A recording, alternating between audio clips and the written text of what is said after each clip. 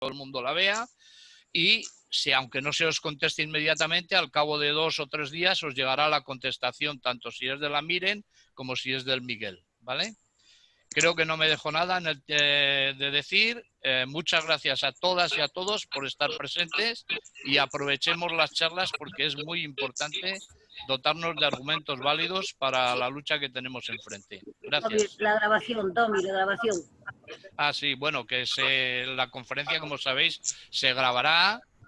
Si alguien no quiere que le graben, evidentemente tendrá que cerrar la cámara, pero la conferencia será grabada para poder luego enviarla, bueno, colgarla en la nube para que todo el mundo la podáis ver, ¿eh? Para activar para las preguntas, en el chat de la misma pantalla tenéis ahí para poner el chat. Y si os hacéis el favor, podéis titular la pregunta a lo que se refiere, al tema que se refiere. Por ejemplo, si es planes de empresa, pues ponéis planes de empresa para poderlos calificar más fácilmente. Y después la pregunta concreta que queréis hacer. Gracias. Adelante, Miren.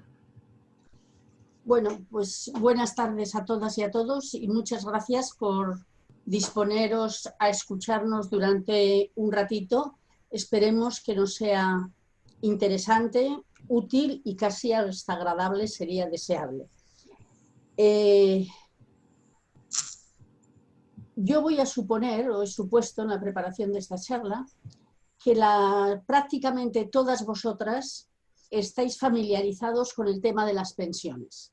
Es decir, los sistemas de pensiones que hay, el de reparto y el de capitalización, lo que han supuesto los pactos de Toledo, las sucesivas reformas. Es decir, todo esto lo olvidamos porque en una tarde, por supuesto, todo eso no se puede hacer. Entonces, yo parto de que todas vosotras y vosotros, lo voy a repetir vosotras y vosotros cada vez, de que todas vosotras realmente ya estáis un poco familiarizados con el tema de las pensiones.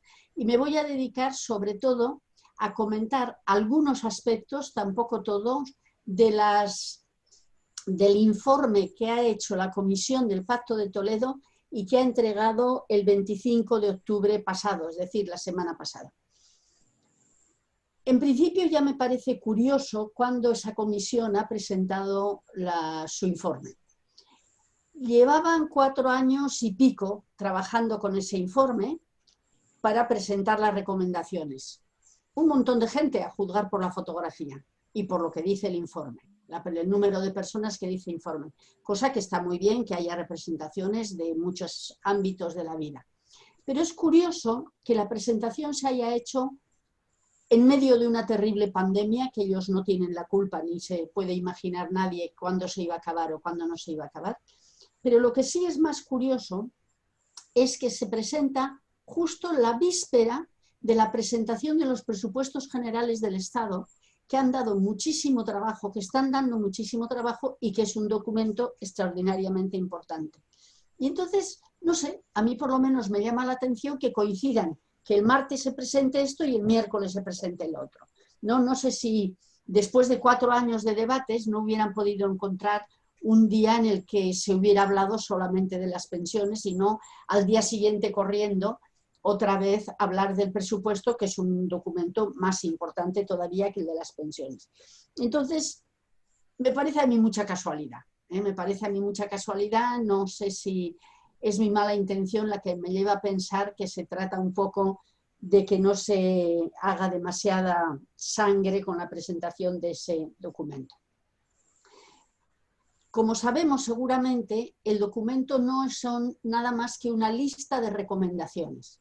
Es decir, ese documento no tiene ningún poder ejecutivo realmente. Ese documento se tiene que discutir después en las Cortes, se tiene que discutir con los sindicatos y con los empresarios.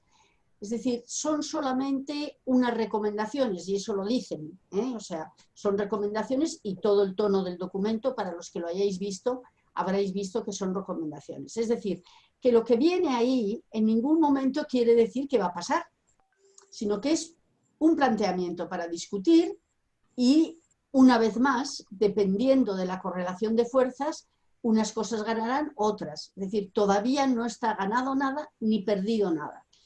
Tenemos que seguir en la lucha como ya estamos muy acostumbrados a hacer.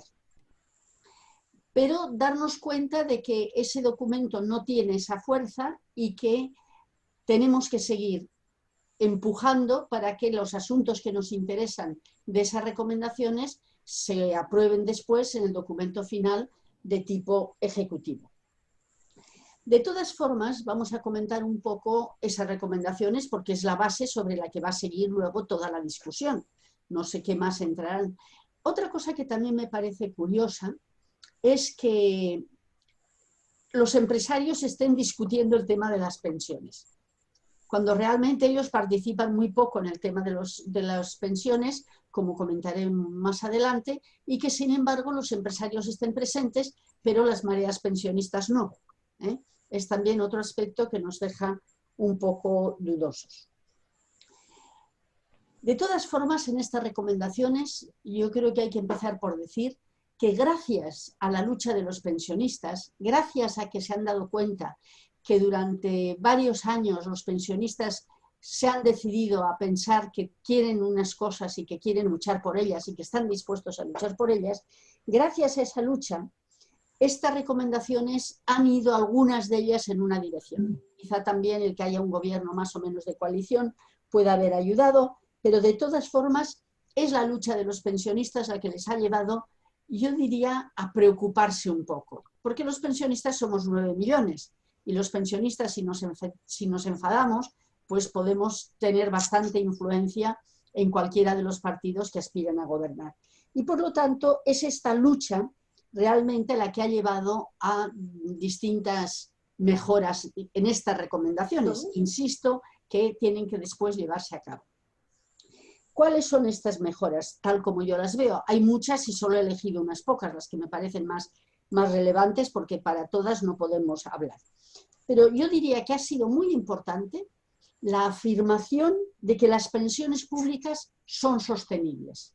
Porque durante muchos años, en los gobiernos anteriores y en la etapa anterior del Pacto de Toledo, bajo la presidencia de la señora Celia no sé qué, todo lo que se comentaba y se forzaba, es decir, las pensiones no son sostenibles. Las pensiones se hunden, las pensiones se acaban y por lo tanto no tenemos nada que hacer.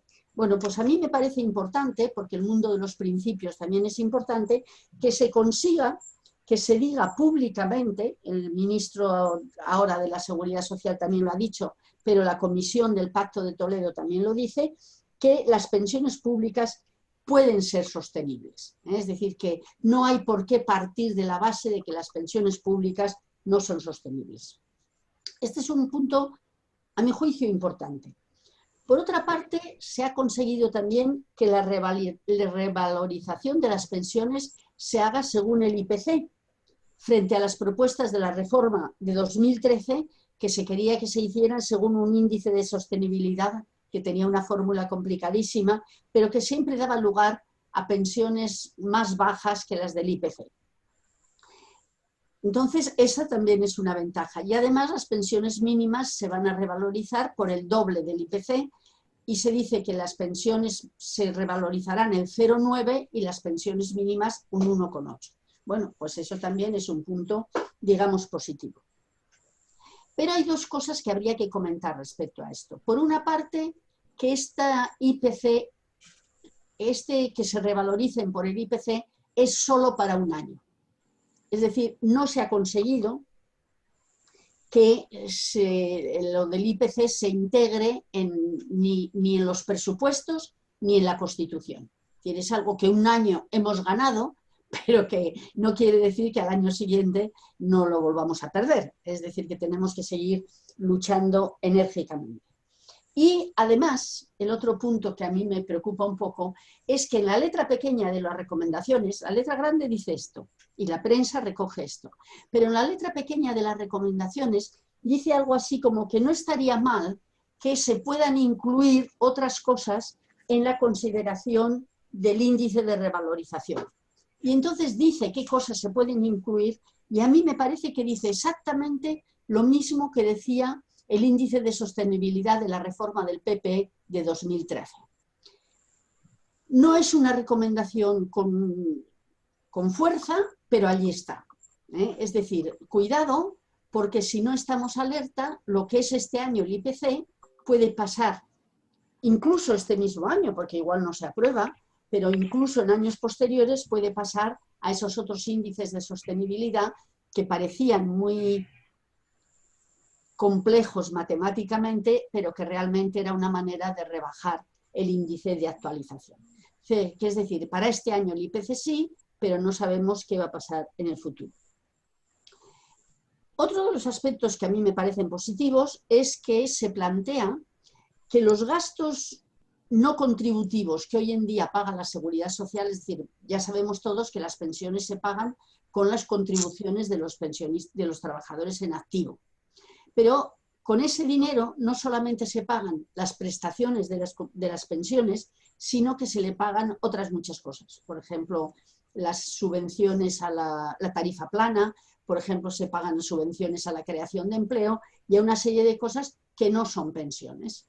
Y por lo tanto uno se pregunta ¿y por qué están metidas en el presupuesto de la Seguridad Social? Luego ya os diré que a mí no me importa demasiado en qué presupuesto metan, sino que acepten los gastos que tienen que ir, pero en las recomendaciones se dice explícitamente que no se deben de pagar esos gastos y parece que esos gastos están valorados en los 23.000 millones anuales, lo cual es mucho dinero y contribuiría, si no se pagasen esos gastos, si fuese el presupuesto el que pagase, esos gastos contribuirían a que no hubiera la crisis y no hubiera el déficit que hay en la Seguridad Social. Este aspecto podría resolver el problema. Si de un plumazo quitamos 23.000 millones del presupuesto de la Seguridad Social, pues realmente ya no habría entonces los déficits que hay ahora. Pero a mí me parece que tenemos que tener en cuenta que esta separación de cuentas de la Seguridad Social y del Estado es una separación arbitraria. Es una separación que se hizo en el Pacto de Toledo, hasta el Pacto de Toledo de 1995 no se había hecho. Entonces se hizo porque había mucho dinero en la Seguridad Social y los empresarios querían que se rebajasen las cotizaciones porque había ese dinero. Y creímos muchos, yo también creí que podía ser una cosa buena que hubiera esta separación. Bueno, ahora no me atrevo a decir que no sea bueno que las cuentas estén claras. Por supuesto, está bien que las cuentas estén claras, pero a mí me interesaría mucho que nos diéramos cuenta de que la Seguridad Social y el Estado son la misma institución. No es la misma institución, pero es el mismo ente básico. Son las administraciones públicas. Y la diferencia yo lo veo un poco como depende del libro que cojas para apuntar. Estoy simplificando, pero es un poco así. O sea, el presupuesto del Estado apunta que la Seguridad Social le debe no sé cuánto dinero y la Seguridad Social apunta que el Estado, que es acreedor el Estado por no sé cuánto dinero. ¿Y qué diferencia hay entre los dos? Al final, ¿quién tiene que pagar? No estoy haciendo un argumento de que no haya que separar las cuentas. Esto quizás sí se puede aceptar. Pero que nos demos cuenta de que cuando nos dicen que hay un déficit y que tiene que pagarlo con préstamos el Estado, pues no sé, pero es como si en un matrimonio bien avenido, que no todos lo son, si en un matrimonio bien avenido el marido le prestará dinero a la mujer o la mujer le prestará dinero al marido. Y realmente darnos cuenta de que, bueno, este déficit que paga el Estado o que tiene que pagar el Estado, pues es una parte de las cuentas, pero que no es un drama esta separación, o por lo menos a mí me lo parece así. Proporciona un buen argumento en defensa de las pensiones, porque si quitando los 23.000 millones no estamos en déficit, pues verdaderamente el problema no es tanto como nos han querido hacer creer. Pero, insisto, yo no considero que es un punto interesante, puede ser, pero no fundamental. Otro de los puntos de las recomendaciones es que para cubrir los 25 años necesarios para tener derecho a una pensión, el pensionista puede elegir los mejores años de cotización. Es decir, ya sabéis que ahora eran los 15 últimos años de cotización los que se utilizaba para el cálculo de la pensión. En la reforma de 2011, no la de 2013, en la de 2011, se pasaron esos 15 años a 25. Es decir, se aumentó en 10 años los años que hay que contar para llegar al cálculo de la pensión. Esto perjudica automáticamente porque generalmente, Por favor, dejar los micros cerrados, que si no, no podemos escuchar. Sigue, Miren. Activa tu micro que te lo han cerrado. Ahora. No, es que se ha cerrado solo, no sé si lo has cerrado Por tú. eso. No. ¿Quién anda cerrando el micro de Miren? Vale. Ahora Ahora yo creo que ya está, ¿no? sí. Bueno, entonces lo que quería señalar es que para estos 25 años, ahora la comisión recomienda que esos 25 pueda elegir el trabajador los mejores años. Bueno, pues mejor que puedas elegir los 25 años mejores años. Lo que pasa es que yo me pregunto hasta dónde puedes elegir 25 años que sean buenos. Es decir, desde la crisis de los 70, no la de los 80, no la del 2008, sino si desde la crisis de los 70 ya el trabajo es precario en muchísimos casos, pues elegir 25 es bastante difícil. Es una compensación que se ha conseguido, no está mal, pero no sé si va a tener mucha importancia realmente en la contribución verdaderamente a que las pensiones sean más sensatas. ¿Podrán los jóvenes y los pensionistas del futuro reunir 25 años de cotizaciones en este contexto de trabajos laborales, de contratos laborales de una semana, de un día, de 10 días? Reunir 25 años cuesta bastante trabajo. Es decir que, bueno, está bien, es una mejora que no perjudica, pero no supone mucho en sentido concreto. Se han conseguido otras ventajas también de interés, como las recomendaciones para aumentar el tope máximo de las pensiones. Ahora ya sabéis que las pensiones tienen un máximo de cotización y por encima de un salario no se cotiza. Entonces ahora quieren las recomendaciones de que todos los salarios puedan cotizar a cualquier nivel, pero claro, eso supondrá también tener que pagar más pensión a esas cotizaciones. Pero de todas formas no había razón para que los salarios altos quedaran fuera. Bueno, se pretende también luchar contra el fraude, revisar las cotizaciones y las prestaciones de los autónomos, de las viudas, ya comentaremos un poco. Yo quisiera destacar con esta primera parte que las pensiones, que se demuestra que las luchas de los pensionistas eran necesarias y han sido muy útiles, mostrando claramente que una actitud activa y enérgica por parte de los pensionistas es necesaria y además es muy positiva, porque la crisis del la reforma del 2011 y la reforma del 2013 se hizo sin que los pensionistas hubiéramos empezado con tanta energía y por lo tanto no nos tuvieron en cuenta, o por lo menos tuvieron en cuenta otra serie de cosas. Entonces a veces nosotros acabamos como muy desanimados, como impotentes. Es decir, hagamos lo que hagamos, manifestaciones, luchas, presentaciones. Parece que cuando estamos en la calle no sirve de nada. No, no es verdad. Sirve y de mucho. Y yo creo que eso nos tiene que animar. Las luchas son necesarias y además muy útiles. Y se van consiguiendo, no todo lo que quisiéramos, desde luego, pero bastantes cosas se pueden conseguir. Se pueden conseguir, pero faltan otras muchas. Lo que voy a hacer a continuación es, hasta ahora he hablado un poco de los aspectos que me parecían positivos en esta reforma y en estas recomendaciones, que son los que tenemos que intentar desarrollar y mejorar, porque, insisto otra vez, no creamos que están aceptados. Estos están como recomendaciones de una comisión que está ahí y que seguramente sabe mucho y lo hace con muy buena voluntad, pero no sabemos qué poder puede tener. O sea, si no lo apoyamos en lo que queremos, las cosas quedarán como estaban. Sin embargo, nosotros tenemos que hablar también de todo aquello que falta. No podemos dejar de pensar que a pesar de estos aspectos positivos, hay bastantes aspectos negativos que tenemos que seguir reivindicando y contra los que tenemos que luchar. Y es a lo que me voy a dedicar a partir de este momento. Pero antes tenemos que hablar de una variable absolutamente importante para poder hablar de pensiones, que es que hay que hablar del mercado laboral. Al hablar de pensiones en este país, con un sistema de repartos que depende de los salarios y de las contribuciones de los trabajadores, es imprescindible mirar al mercado de trabajo. Aunque miráramos al mercado de trabajo antes de la pandemia, resulta que tenemos un mercado de trabajo de pena. Ya sabéis que tenemos mucho más paro que en ningún otro país europeo, que tenemos mucha más precariedad, que los jóvenes no tienen empleo. Incluso ahora los sanitarios están diciendo que tienen contratos de 10 días o que están juntando contratos de muy poco periodo para seguir trabajando. Pero no solo los sanitarios, el que tiene un contrato de 3 meses o de 6 meses parece que le ha tocado la lotería. Es decir, que desde el punto de vista del trabajador, nuestro mercado de trabajo tiene grandes carencias y es desastroso.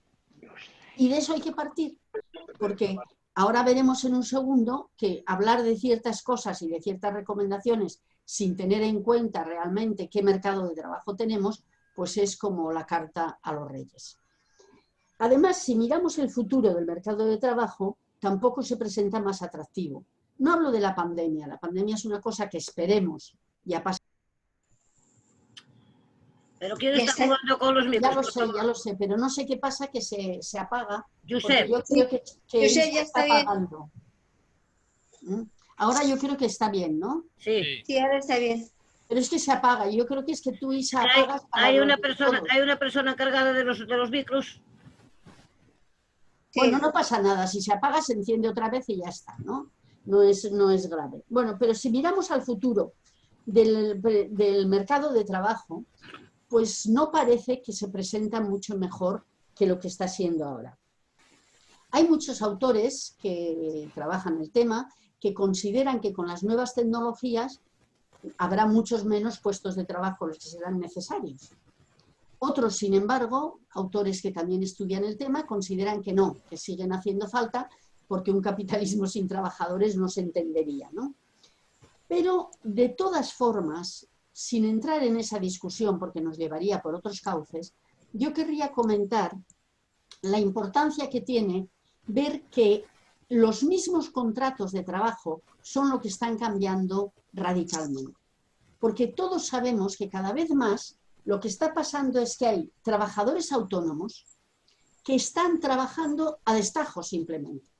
Gente que solo trabaja si hay demanda para sus tareas y que solo le pagan si trabaja y si hay trabajo, pero por supuesto le pagan con contratos mercantiles.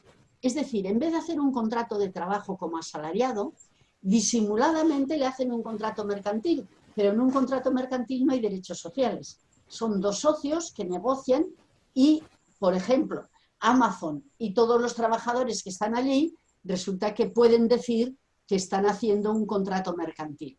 No sé si habéis visto estos días la propaganda que está haciendo Amazon en la televisión, pero en el fondo están intentando justificar este tipo de contratos, como los pobres estos que entregan los paquetes en bicicleta o los camioneros que tienen que trabajar según el camión. Es decir, que cada día hay más estudios que están diciendo que el capitalismo está aprendiendo a explotar a la gente sin convertirla en un asalariado. Es decir, se lavan las manos absolutamente. Si no hay trabajo, no te damos trabajo y no tendrás salario. Además, no tenemos por qué pagarte nada sobre derechos sociales porque somos socios en un contrato mercantil. Y hacia ese tipo de mercado vamos. Y ese tipo de mercado hay que tener en cuenta para poder hablar de pensiones, porque si no estaríamos hablando de una entelequia. Y es en ese sitio que tenemos que situar las recomendaciones del Pacto de Toledo, de esta comisión. Entonces, en este marco, en este contexto, vamos a ver algunos de los elementos del sistema de pensiones que no nos gustan demasiado. En parte no hablaré mucho de números, algo sí, pero muy poco. A mí me parece que son mucho más importantes los principios que los números, porque los números son de mucho más calibre y de mucho más... Los principios son de mucho más calibre que realmente los números. Y yo querría empezar por una parte que me parece muy importante y que a veces los pensionistas no profundizamos lo suficiente en ello tampoco. A mí la parte que me parece más importante es decir que no hay absolutamente ninguna razón para que consideren que las pensiones de los pensionistas se tienen que pagar con las contribuciones de los trabajadores en activo y, sin embargo, todos los demás gastos públicos del país se pagan con los impuestos. Es decir, que me expliquen que me explique a alguien por qué las pensiones se tienen que pagar solo con las contribuciones mientras todos los demás gastos del Estado se pagan con impuestos. A ver, ¿por qué nos han separado a los viejos? Luego diré por qué creo yo, pero de momento mi pregunta es esta. Que me expliquen por qué. Que me digan por qué las pensiones se tienen que pagar. Porque somos ciudadanas y somos ciudadanos. Entonces tenemos el mismo derecho que los demás. ¿Por qué el ejército se paga con impuestos y los viejos no? ¿Por qué el Congreso se paga con impuestos? ¿Por qué las carreteras se pagan con impuestos? ¿Por qué tantas y tantas cosas? Todos los gastos de una colectividad, todos los que no son privados, individuales o colectivos, se pagan con impuestos. Entonces, ¿por qué no se tienen que cubrir de la misma manera las pensiones? Que es verdad que en la historia de las reivindicaciones y de las luchas se ha considerado el impuesto, las pensiones como un salario diferido. Pues sí, en un momento determinado se consideró como un salario diferido y no está mal, es un salario diferido. Pero si no llega con eso, ¿por qué no se puede pagar con los impuestos? Yo pienso que el día que los monárquicos empiecen a pagar la monarquía y la Casa Real, pues a lo mejor nos pueden decir que los viejos se paguen con las contribuciones, pero verdaderamente no veo que ningún otro gasto se cubra así. Y esto tiene su enjundia. A ver si consigo explicarlo en el sentido siguiente. De toda la riqueza que hay en un país, o bien va a los impuestos, o bien va al trabajo, o bien va a los beneficios al capital. No van a ningún otro sitio. Y luego los impuestos del trabajo y los impuestos del capital son los que pagan los gastos del Estado. Entonces, si resulta que las pensiones solo se pagan con las contribuciones de los trabajadores, toda la parte de impuestos que pagan los beneficios del capital no tocan las pensiones para nada. No sé si consigo explicarme. Imaginaros que se divide la riqueza en dos, que además no está dividida en dos, pero aproximadamente al beneficio va entre 52 y 54 y al trabajo va entre el 44 y 46. O sea que aceptemos por un momento que fueran 50 y 50. Pero ¿por qué el 50 del beneficio no tiene que pagar nada para los ancianos?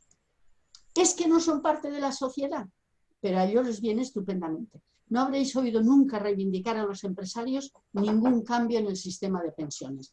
¿Por qué? Porque les viene muy bien. Y para mí ese es uno de los puntos clave en los que tendríamos que incidir. Tenemos derecho a que se paguen las pensiones con todo el esfuerzo de la sociedad. El mantenimiento de los ancianos no corresponde solo a los trabajadores en activo. Por razones históricas ha podido ser así, pero no tiene por qué ser así. Corresponde al conjunto de la sociedad. Y por lo tanto no hay ninguna razón para que digan las pensiones se tienen que pagar con las cotizaciones. Verdaderamente es un argumento que cae por su peso, pero que muy pocas veces solemos hacer. Porque eso nos lleva a otro punto, y nos lleva a otro punto importante de decir, es que el tema de las pensiones en el fondo es la distribución de la riqueza de la sociedad. Es decir, no depende de si hay dinero o no hay dinero. Depende si hay dinero o no hay dinero todos los demás gastos. Pues unas veces sí y otras veces no. Y entonces tenemos que decir, no, lo importante es cómo se distribuye la riqueza entre los distintos grupos sociales. Y tenemos que ver, si no llega con las contribuciones, cómo se puede resolver. Porque es un derecho de ciudadanía. Nosotros tenemos que discutir el cómo se distribuye la riqueza. Y sabemos que últimamente la riqueza se está concentrando más y más. Cada vez los grandes capitales son más potentes, son más fuertes y la parte que queda para el trabajo es más pequeña. Y si no hay dinero para las pensiones, no será porque los salarios son demasiado bajos o porque hay demasiada gente que no cotiza. Por ejemplo, toda la economía informal, que muchos de ellos no pueden ni siquiera cotizar. ¿Por qué no hay dinero para las pensiones y sí para otras cosas? Por ejemplo, la OTAN está insistiendo en que tenemos que aumentar, que el Estado español tiene que aumentar la cotización que hace a la OTAN para pagar esos armamentos que cualquiera sabe para qué sirven, o sí sabemos para qué sirven y mejor que no sirvieran. Para el ejército, para la iglesia, para unos reyes que se marchan cuando no están contentos. Es decir, que realmente el punto para mí clave, y perdonadme que insista mucho, pero es fundamentalmente tenemos el mismo derecho que todos los demás gastos públicos. Los pensionistas somos parte de la ciudadanía y se han de mantener como todos los demás aspectos del gasto público. Por otra parte, tenemos que tener en cuenta que el tema de las pensiones no viene de la crisis. Este es otro punto. Es mucho más antiguo. El tema de las pensiones públicas, de los problemas de que eran insostenibles, empezaron en 1973 con Pinochet. Y desde entonces están hablando de esto y no es de la crisis. Es un tema mucho más fuerte porque detrás están todos los poderes financieros del mundo y las grandes instituciones internacionales. Pero en estas recomendaciones, ya he dicho que me iba a limitar a algunos aspectos, voy a hablar solamente de algunos elementos. ¿Qué proponen? Bueno, pues yo creo que el ministro de Seguridad Social es un hombre listo. Se supone que cuando uno llega a ministro alguna listeza tiene, aunque a lo mejor no se demuestra siempre. Y en este caso dice, vamos a aumentar la edad de jubilación, pero no lo vamos a hacer como hizo el PSOE, que pasó de 65 a 67 y hizo que hubiera muchísimas reivindicaciones en contra. Ahora dice, no vamos a hacer eso, vamos a hacer algo que sea voluntario, que la gente voluntariamente quiera trabajar un periodo un poco más largo. En un minuto lo comento. ¿Qué quiere hacer? Y dice, bueno, pues lo que vamos a hacer es darle un incentivo económico. Es decir, vamos a darles un plus a los que sigan trabajando. Si la gente después de los 67, porque lo de los 67 ya está aceptado por la reforma del 2011, si la gente después de los 67 continúa trabajando porque está bien de salud, porque le gusta, porque le interesa, etcétera, etcétera, pues vamos a dejarle y además le vamos a dar un bono, le vamos a dar un porcentaje más para ganar. Y Perdona, Miren, fijaros... tendrías que ir terminando porque si no, no van a quedar tiempo para las preguntas. Perdón, pero es que me queda bastante todavía. Ya sabéis que soy un poco rellera. Ya voy a ir más deprisa. Bueno, Vale, ya voy a venga. intentarlo. Vale, O sea que gracias. realmente me parece muy peligroso pasar a esta voluntariedad. ¿Por qué? Porque, primero, si las pensiones son bajas, muchísima gente va a ir a la voluntariedad porque necesita más pensiones. Pero además, como os hablaba antes del mercado de trabajo, ¿qué capacidad tiene un trabajador para decir si puede seguir trabajando o no? Cuando se cierra o se reestructura una empresa, la única salida es la jubilación anticipada. Por ejemplo, que les digan a los de la Nissan o a los de Alcoa ahora que realmente pueden quedarse trabajando más tiempo. No, no pueden, no les dejan. O cuando las empresas fuerzan a los trabajadores a marcharse porque les parecen ya mayores y a través de los 52 o 54 o 58 años sobre todo les empiezan a jubilar, ¿tienen capacidad para poder decir que quieren seguir trabajando? Yo muchas veces pregunto, ¿por qué no les obligan a las empresas entonces que cojan trabajadores mayores y que sigan trabajando hasta la edad que les dicen? Porque realmente no sé si conocéis mucho, pero yo conozco a poquísima gente de más de 45 años que consigue un empleo. Como te quedes parado en 45 años, y más si eres una mujer, ya estás parada hasta que te jubiles anticipadamente. Es decir, que hacer ver que el trabajador tiene poder frente al mercado de trabajo me parece que es verdaderamente pues, una imagen ficticia. O hacer ver que un trabajador en precario que tiene contratos de 15 días o de un mes o de 6 meses puede elegir que acabe su contrato. O sea que realmente dividen además a los pensionistas, porque claro, dentro de nada tendremos los pensionistas que pueden seguir trabajando y los pensionistas que no sigan trabajando. Y por otra parte yo digo, bueno, ¿y por qué si una persona ha trabajado hasta la edad de jubilación necesita seguir trabajando? Y además, y ahora ya tengo que hablar un poquito de números, los que acepten un aumento van a perder dinero seguramente. Yo he hecho unos cálculos muy por encima, porque todavía no sabemos cómo va a acabar el asunto, ¿no? Pero si hacemos un cálculo imaginario, con un incentivo del 5% sobre la pensión, si alguien no se jubila a los 67 años, sino sigue trabajando hasta los 72, Igual quieren que sigamos trabajando hasta los 80, pero bueno. Si el pensionista decide trabajar 5 años más, con una pensión de 1.000 euros al mes, resulta que un pensionista pierde unos 240 euros al mes si vive 20 años más. Es decir, si en vez de 67 vive. Y pierde 335 euros al mes si vive solo 15 años más. Entonces, claro, en ese periodo dispondrá del salario, pero es un salario que no es una pensión, que es hecho con el trabajo y con un deterioro bastante importante. Es decir, que tenemos que saber que con ese bonus del 5% más vamos a salir perdiendo respecto a nuestra pensión. Y además, para no perder dinero, tendría que vivir la persona hasta los 89 o hasta los 91 años. Y no todos podemos vivir hasta esa época.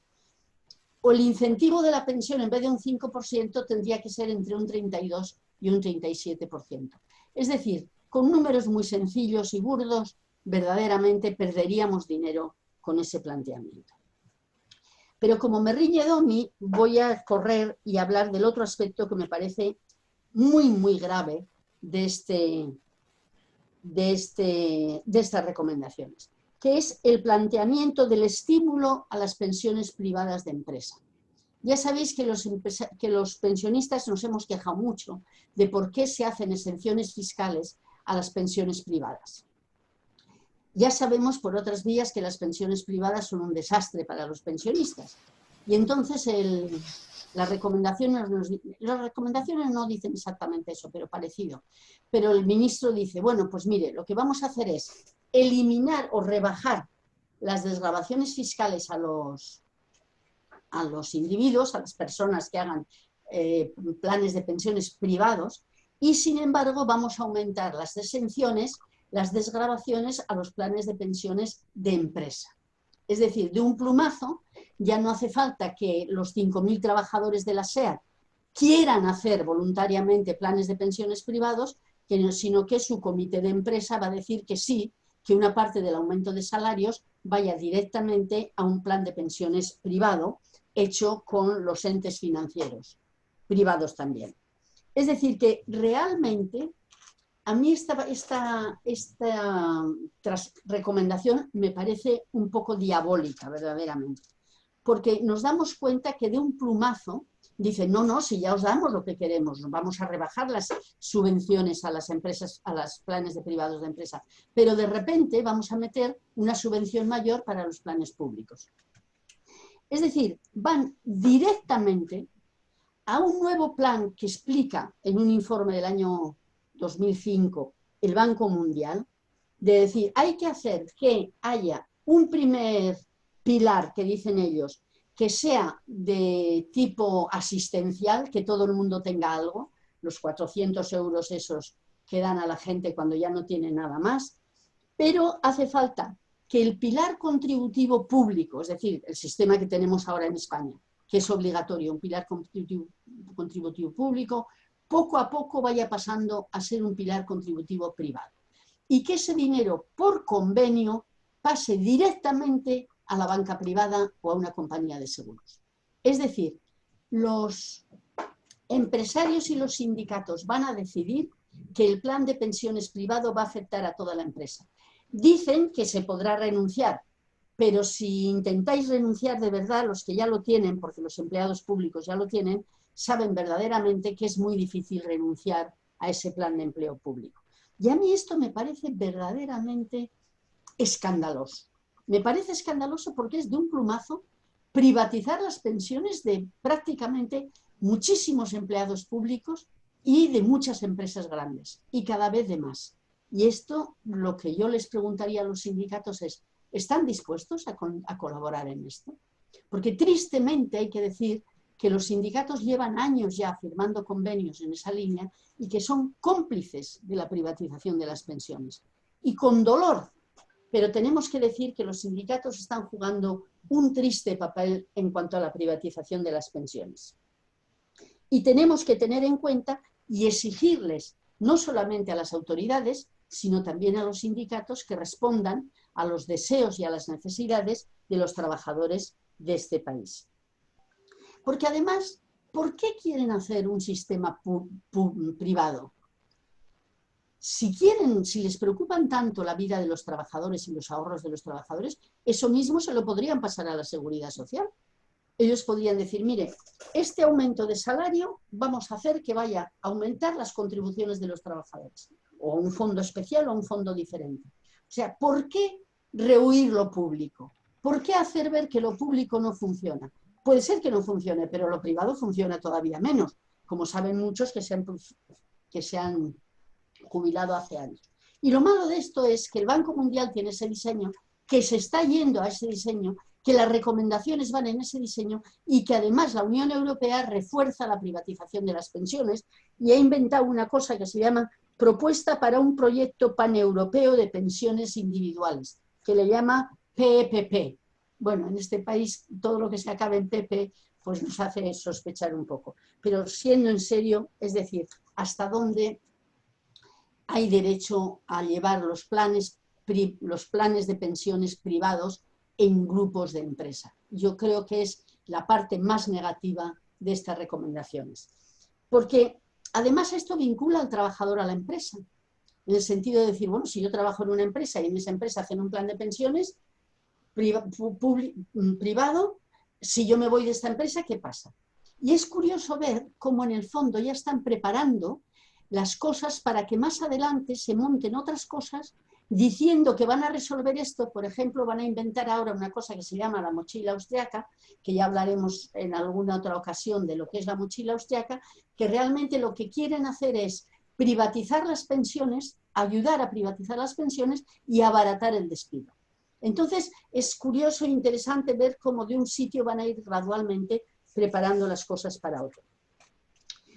Y hay muchas otras reformas, ¿eh? Hay la reforma del sistema de cotización de los autónomos, que no está mal, pero que habrá que ver cómo se lleva a cabo. Está el tema de las viudas, que está muy suave puesto, pero que es de temer, que las viudas dicen literalmente, la intensidad protectora debe concentrarse en las personas beneficiarias con 65 o más años. Es decir, que las viudas más jóvenes que 65 años, más les vale que busquen un segundo marido, porque con la viudedad poco van a poder vivir, o si no tendrán que tener un trabajo.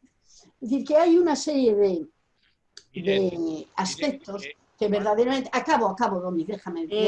Permitidme un segundo. Domi, en el chat están pidiendo que dejemos hablar a Miren y que no le interventamos. Están pidiéndolo alguno, pero hay 102 personas. Bueno, no, tienes razón. Tienes razón, Domi, y acabo. En un minuto acabo. En resumen, quedan muchas cosas en el tintero, ya tendremos otras oportunidades de hablar, pero nos quedamos con que la lucha de los pensionistas ha logrado conquistar algunos elementos importantes, es eso lo que ha conquistado, y muestra que la lucha es necesaria y es útil, que se consiguen cosas. Lo que supone que hay que continuar luchando por la sociedad que queremos. Y como pensionistas vamos a empezar por nuestros propios intereses. Partimos de que somos ciudadanas como las demás, y nuestros derechos se tienen que financiar con impuestos. Las cotizaciones son impuestos y por lo tanto es una parte de impuestos. Y el resto lo tenemos que financiar con impuestos si no llega con las cotizaciones. Que nuestras pensiones las tiene que financiar toda la sociedad y no solo los trabajadores activos. Que de otro modo es una subvención oculta al capital que no tendrá nada que ver con el mantenimiento de los viejos. Pero no queremos quedarnos ahí, las personas mayores. El proceso no es irreversible y las relaciones laborales están experimentando enormes cambios que hay que tener en cuenta. Como pensionistas vemos y aceptamos la necesidad de modificar el discurso y el sistema de derechos sociales. Estamos dispuestos a cambiar, solo que en una dirección completamente distinta de la que plantean estos documentos. Hay que modificar el sistema de pensiones hacia un sistema reforzando el sistema público, que sea universal, que eso no solamente sea para los trabajadores y que no esté vinculado al ejercicio del trabajo, porque cada día hay menos empleo y es más precario. Entonces hay muchas fórmulas, ya están inventadas, ya se puede hablar otras veces. Pero queremos añadir algo. Queremos también ser partícipes en todas las luchas por una sociedad justa y armoniosa. Los ancianos y ancianas, los pensionistas, los viejos y las viejas de este país no hemos tirado la toalla. Vamos a seguir en la brecha y, como siempre, vamos a trabajar por una sociedad justa y armoniosa, lo seguiremos haciendo. No estamos muertos todavía. Hemos sido activos hasta ahora y lo seguiremos siendo.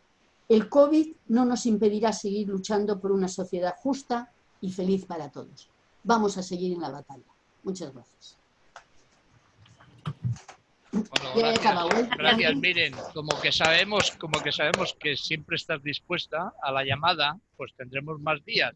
Porque que sepas que en el chat hay 8 o 10 personas que están pidiendo que continúes. O sea que, ¿vale? Muchas gracias. Ya vale, ya vale. Además está el libro de pensiones, si alguien quiere leerlo, Sí, que está en mi pensamiento. y Y el de la dentro de mochila nada austriaca. saldrá el de la mochila austriaca. Manuel, ¿le haces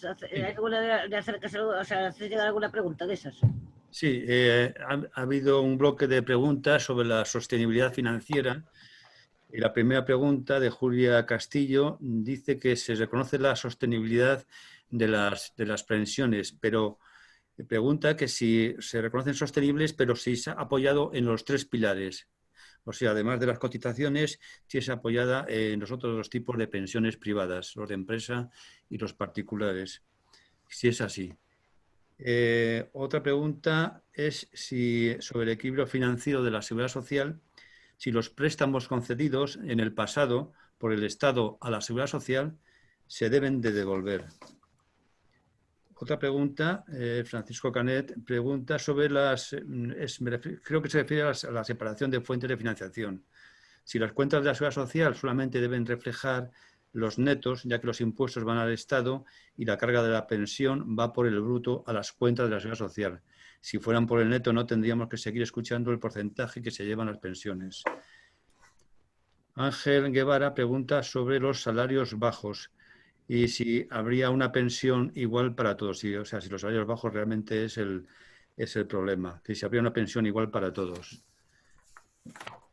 Y también sobre el mismo tema de financiación Buenaventura pregunta que por qué las pensiones hay que pagarlas en función de la cotización, porque quien más cobre más paga en impuestos, pero luego tenemos derecho a la misma sanidad y a la misma educación, sin diferencias de lo que haya cotizado.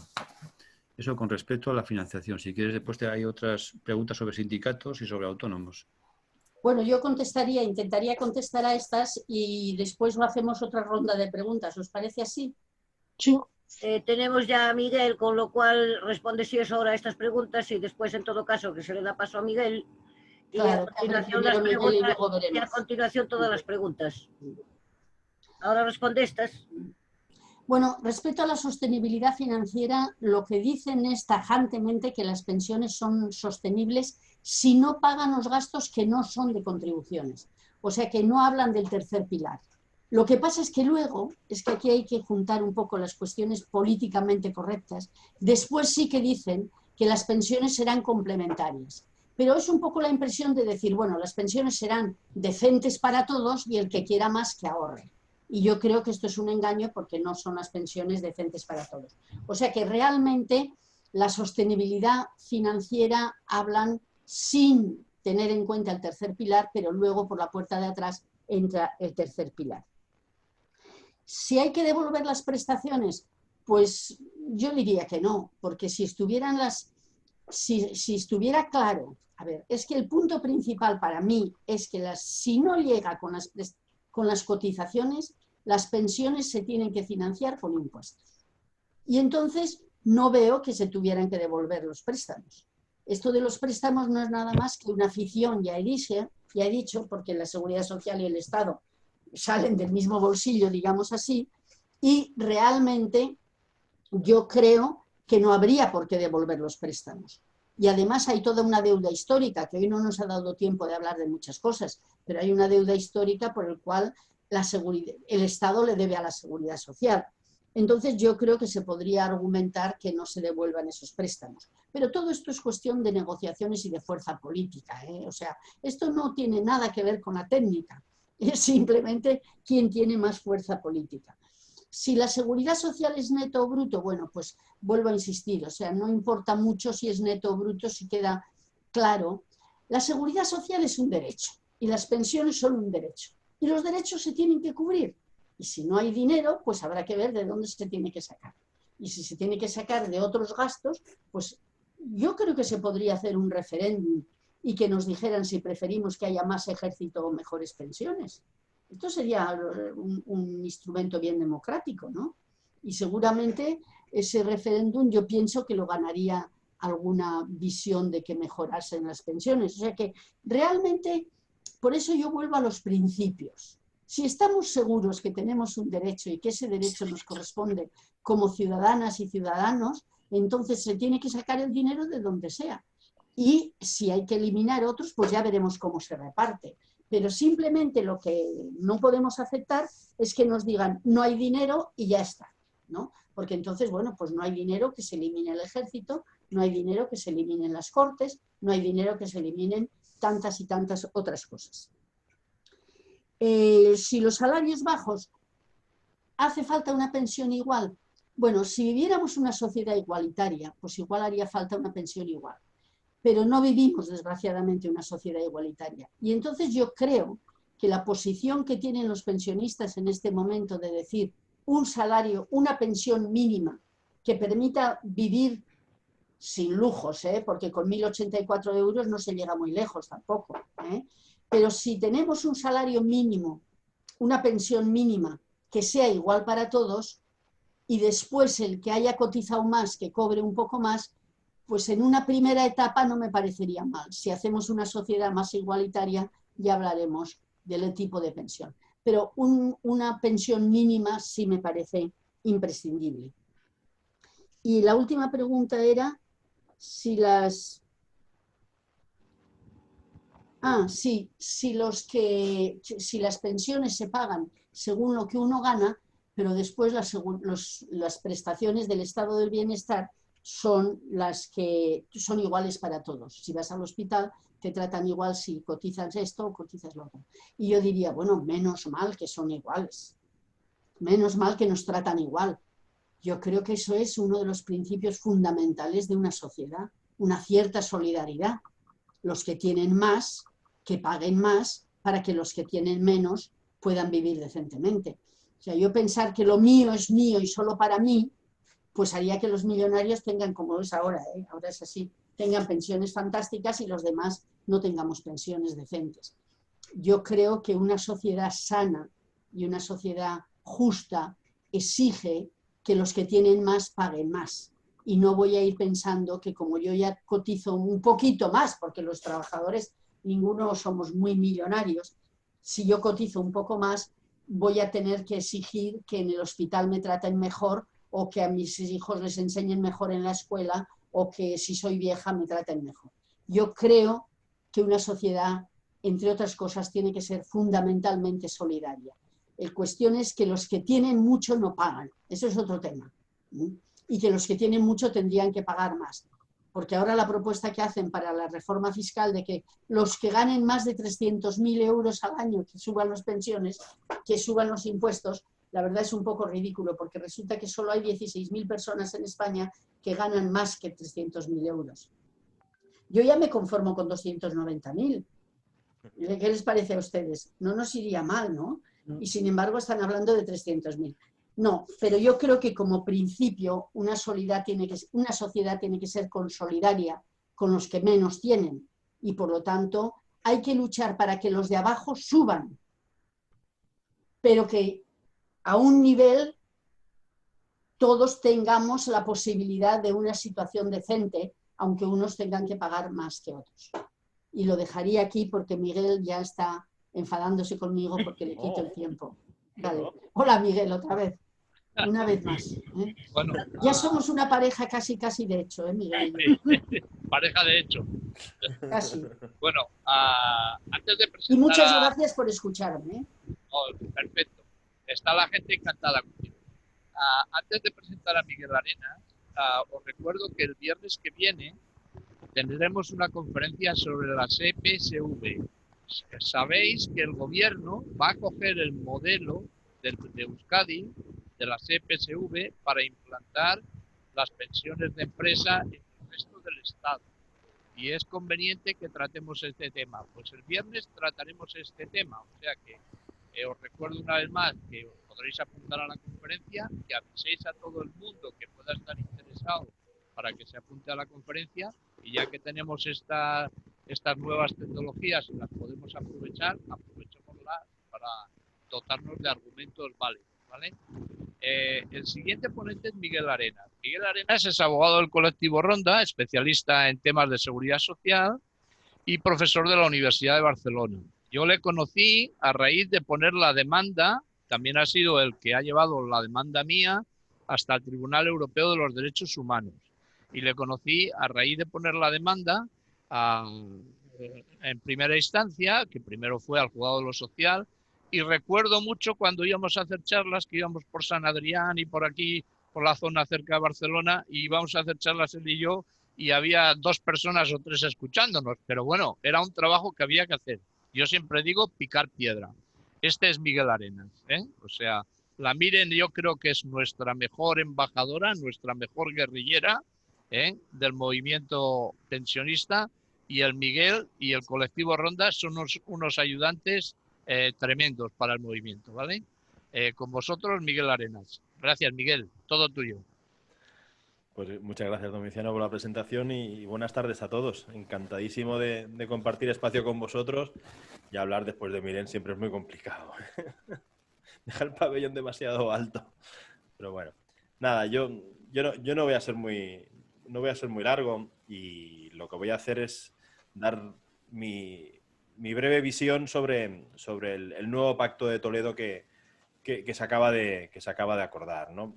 Que miedo me da, ¿eh? A mí me da mucho miedo, porque creo que en diferencia a lo que hacía el gobierno del PP, que a golpe de Real Decreto Ley legislaba y reformaba en materia de pensiones, sin embargo ahora el actual ministro es un poquito más inteligente y se ha dotado de unos medios de comunicación y está haciendo las cosas de una forma más inteligente desde ese punto de vista de la comunicación, ¿no? Y entonces, pues bueno, van dando continuamente pequeñas pinceladas, noticias, y da la sensación, si escuchas lo que ellos van publicando continuamente, que en realidad pues la reforma de las pensiones es una reforma para hacerlas más sostenibles, que van a mejorarlas, y no da la sensación de que vaya a haber ningún recorte ni ningún tijeretazo por ninguna parte.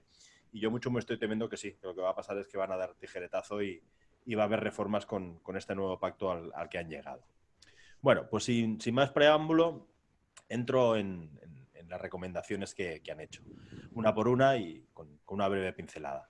La recomendación 0 es la defensa del sistema público. El Pacto de Toledo no se corta y nos dice que ellos tienen un compromiso por el mantenimiento, la mejora y adaptación del sistema público de seguridad social, y específicamente en materia de pensiones, que se oponen a cualquier transformación radical del sistema que suponga una ruptura, y lo dice claramente, de los principios de solidaridad, suficiencia de prestaciones y equidad, dice, entre otros. Entonces, tenemos un sistema de reparto que Miren lo explica muy bien, frente a un modelo de capitalización, y dice que vamos a seguir con el sistema de reparto.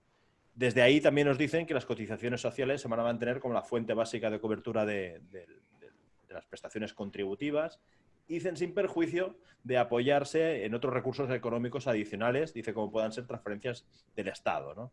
Insisten además que las prestaciones no contributivas y los servicios de carácter universal se van a financiar a través de aportaciones del Estado a la seguridad social.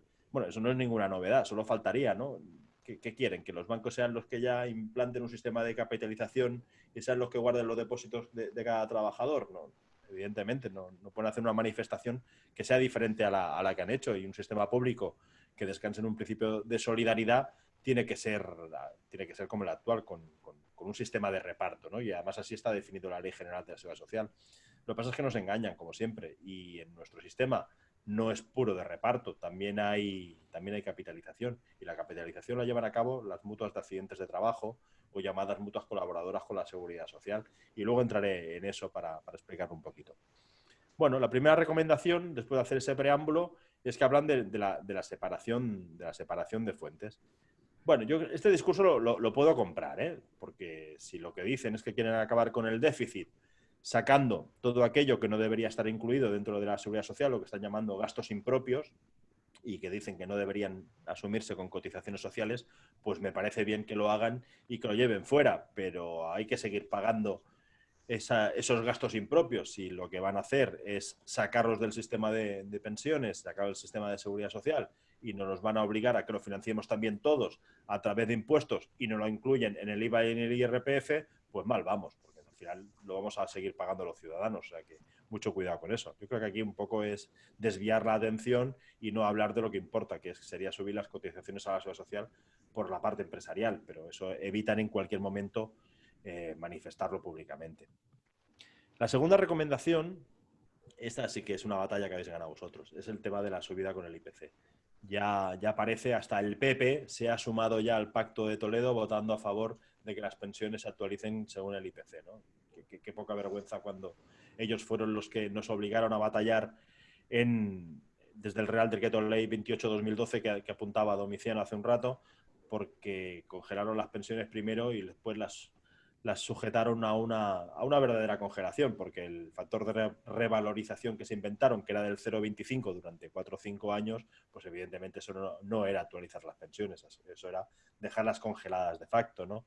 Bueno, ahí estuvo vuestra lucha y yo creo que ya llevamos un par de años con la actualización según IPC, pero parece ser que ya se van a poner en serio a que conste en la norma y que la Ley General de la Seguridad Social diga que se actualizan según el índice de precios al consumo. Pero insisto, eso ha sido no una victoria del Pacto de Toledo, ha sido una victoria vuestra por la lucha que hicisteis, porque se consiguió que eso no quedara tapado.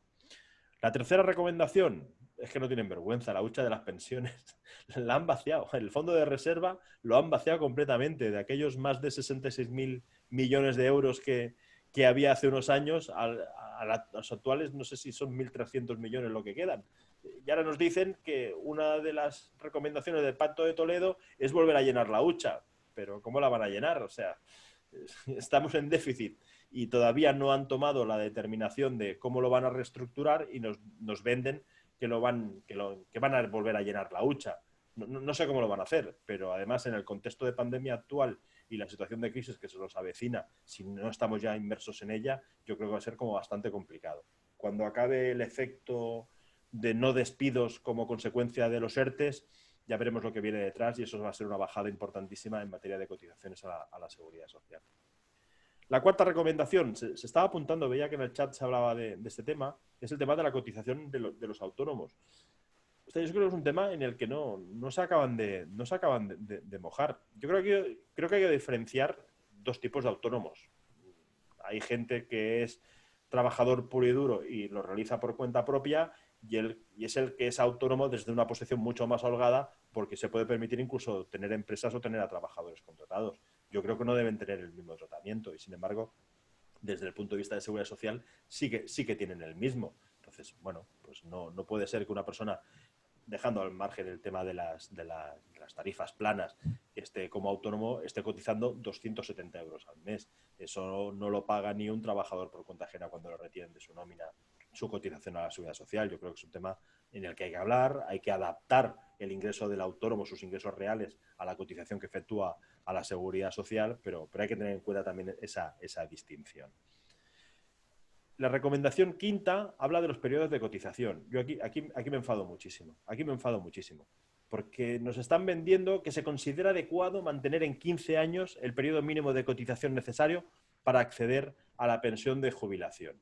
Y, hombre, no es que se considere adecuado. Eso lo dice el convenio de la OIT número 102. Eso lo dice el Código Europeo de Seguridad Social. Es que tenemos normativa internacional que nos dice que quien cotiza al menos 15 años a la Seguridad Social tiene que tener una mínima protección. No nos están regalando nada. Es que si se cuestionaran subir los años que se necesitan para acceder a una pensión de jubilación, es que le plantearíamos cara a los tribunales. Es que no nos están regalando la jubilación, la estamos ganando. Y la estamos ganando con 15 años porque es lo que dice la norma. Pero lo que no les acabo de comprar es esa situación que estamos viviendo de cálculo de la base reguladora con 25 años. Aquí hay una situación que ellos dicen que la van a estudiar, que van a ver si se pueden elegir los mejores años. No, si una persona accede con 15 años justos de cotización, incluso en algunas ocasiones cuando ha sido trabajadora a tiempo parcial, con menos años de cotización, hacer el cálculo con 25, ya se pueden inventar lo que quieran. No va a tener tiempo a escoger para hacer un cálculo más favorable de su pensión. Si eres una empleada del hogar y accedes con tus pensiones mínimas con tus cotizaciones mínimas a la pensión de jubilación, lo que va a resultar es una pensión de jubilación indigna, insuficiente, baja, muy lejos de aquellos 1.080 euros que estabais anunciando que deberían ser la pensión mínima. La recomendación sexta, incentivos al empleo. Bueno, pues claro, si es que en el sistema de reparto es que no hay más. Es que cuanto más empleo haya, cuantos más trabajadores tenga el sistema, pues mucho mejor, porque esas son las cotizaciones del trabajador y empresariales que van a servir para poder pagar las pensiones actuales. Es el sistema de reparto que anunciábamos antes. Pues evidentemente que hay que incentivar el empleo. La recomendación séptima, aquí sí que me dan miedo, información ciudadana. Y ellos dicen que se insta al gobierno a dar cumplimiento a las obligaciones de información que especifica el artículo 17 de la Ley General de la Seguridad Social, que cada ciudadano sepa de que tenga una información periódica individualizada sobre sus futuros derechos de pensión. Esto ya lo dijeron con la Ley 27 de 2011. Y lo que querían desde aquel momento era hacer campañas sistemáticas en las que los ciudadanos se dieran cuenta que su pensión de jubilación cada vez era más baja. Y que eso les obligara a tener que recurrir a eso que comentabais antes, al tercer pilar del sistema, a los planes de pensiones privados para poder complementar una pensión de jubilación que al final no va a ser.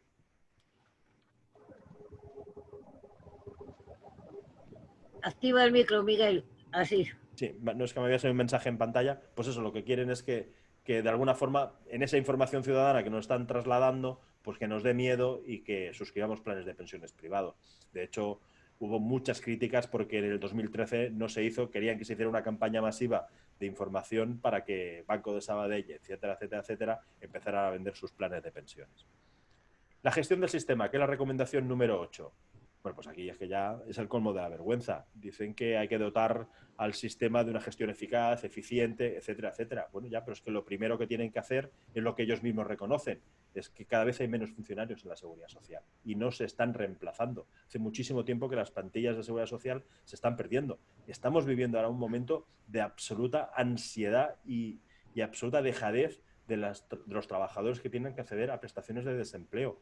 ¿Quién no conoce a alguien que estando en un ERTE o no lo ha cobrado todavía o lo está cobrando por debajo de lo que debería y no tiene forma humana de poder contactar con la Seguridad Social para que le digan cómo está su situación de prestación? Pero eso está pasando en desempleo, está pasando con subsidios y nos está ocurriendo incluso ahora mismo con pensiones de jubilación, de incapacidad permanente y de viudedad. La gente no puede acudir al INS porque el INS está cerrado.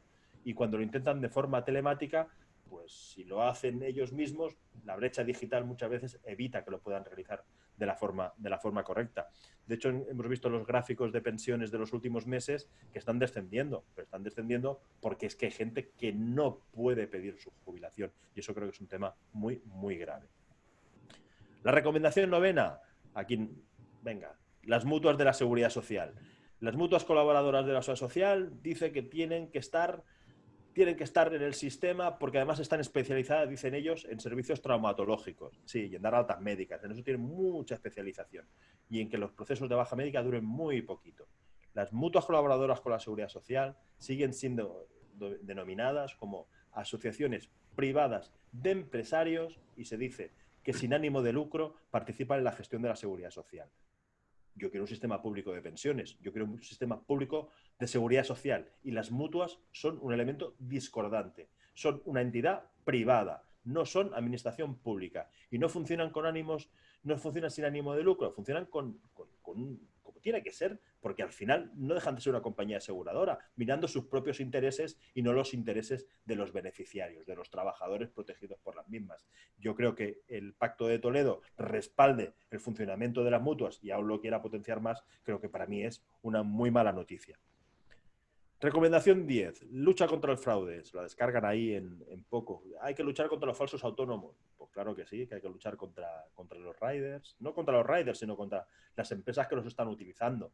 Todos hemos visto que al final el Tribunal Supremo... Uy, por ahí soy algo. Sí, es que no sé quién activó el micro. Mantener los micros cerrados, por favor. Pues eso. Adelante, Miguel, continúa. No, tranquila. Gracias. La recomendación 10 es la lucha contra el fraude. Pues la lucha contra el fraude es la lucha contra Uber, es la lucha contra Deliveroo, es la lucha contra Globo. Es que estamos dando por hecho que incluso los trabajadores de esas empresas son falsos autónomos. Es que muchísimas veces no son ni autónomos tan siquiera. No es que estén excluyendo de cotizaciones como trabajadores por cuenta ajena, que es lo que deberían hacer. Es que a veces, insisto, es que no se dan de alta ni como autónomos. Es que estamos viendo a gente sin papeles, a gente sin autorización de residencia, que se tienen que ganar la vida y que están siendo absorbidas por este tipo de empresas. Sí, claro que hay que luchar contra eso. Ellos dicen, endurecimiento del régimen de sanciones, y me parece perfecto. Pero ¿y por qué no empezamos por dotar de medios a la Inspección de Trabajo para que pueda realizar su trabajo y puedan no ya sancionar, sino evitar que se contrate en esas situaciones? Aunque aquí sí que es verdad que como sociedad nos lo tendríamos que hacer mirar, ¿no? Y hay esa doble moral, ¿no? Por un lado lo criticamos, pero después, ¿quién no ha pedido alguna vez a Globo, ¿no? Es un poco complicado. La recomendación 11. Tanto cotizas, tanto recibes.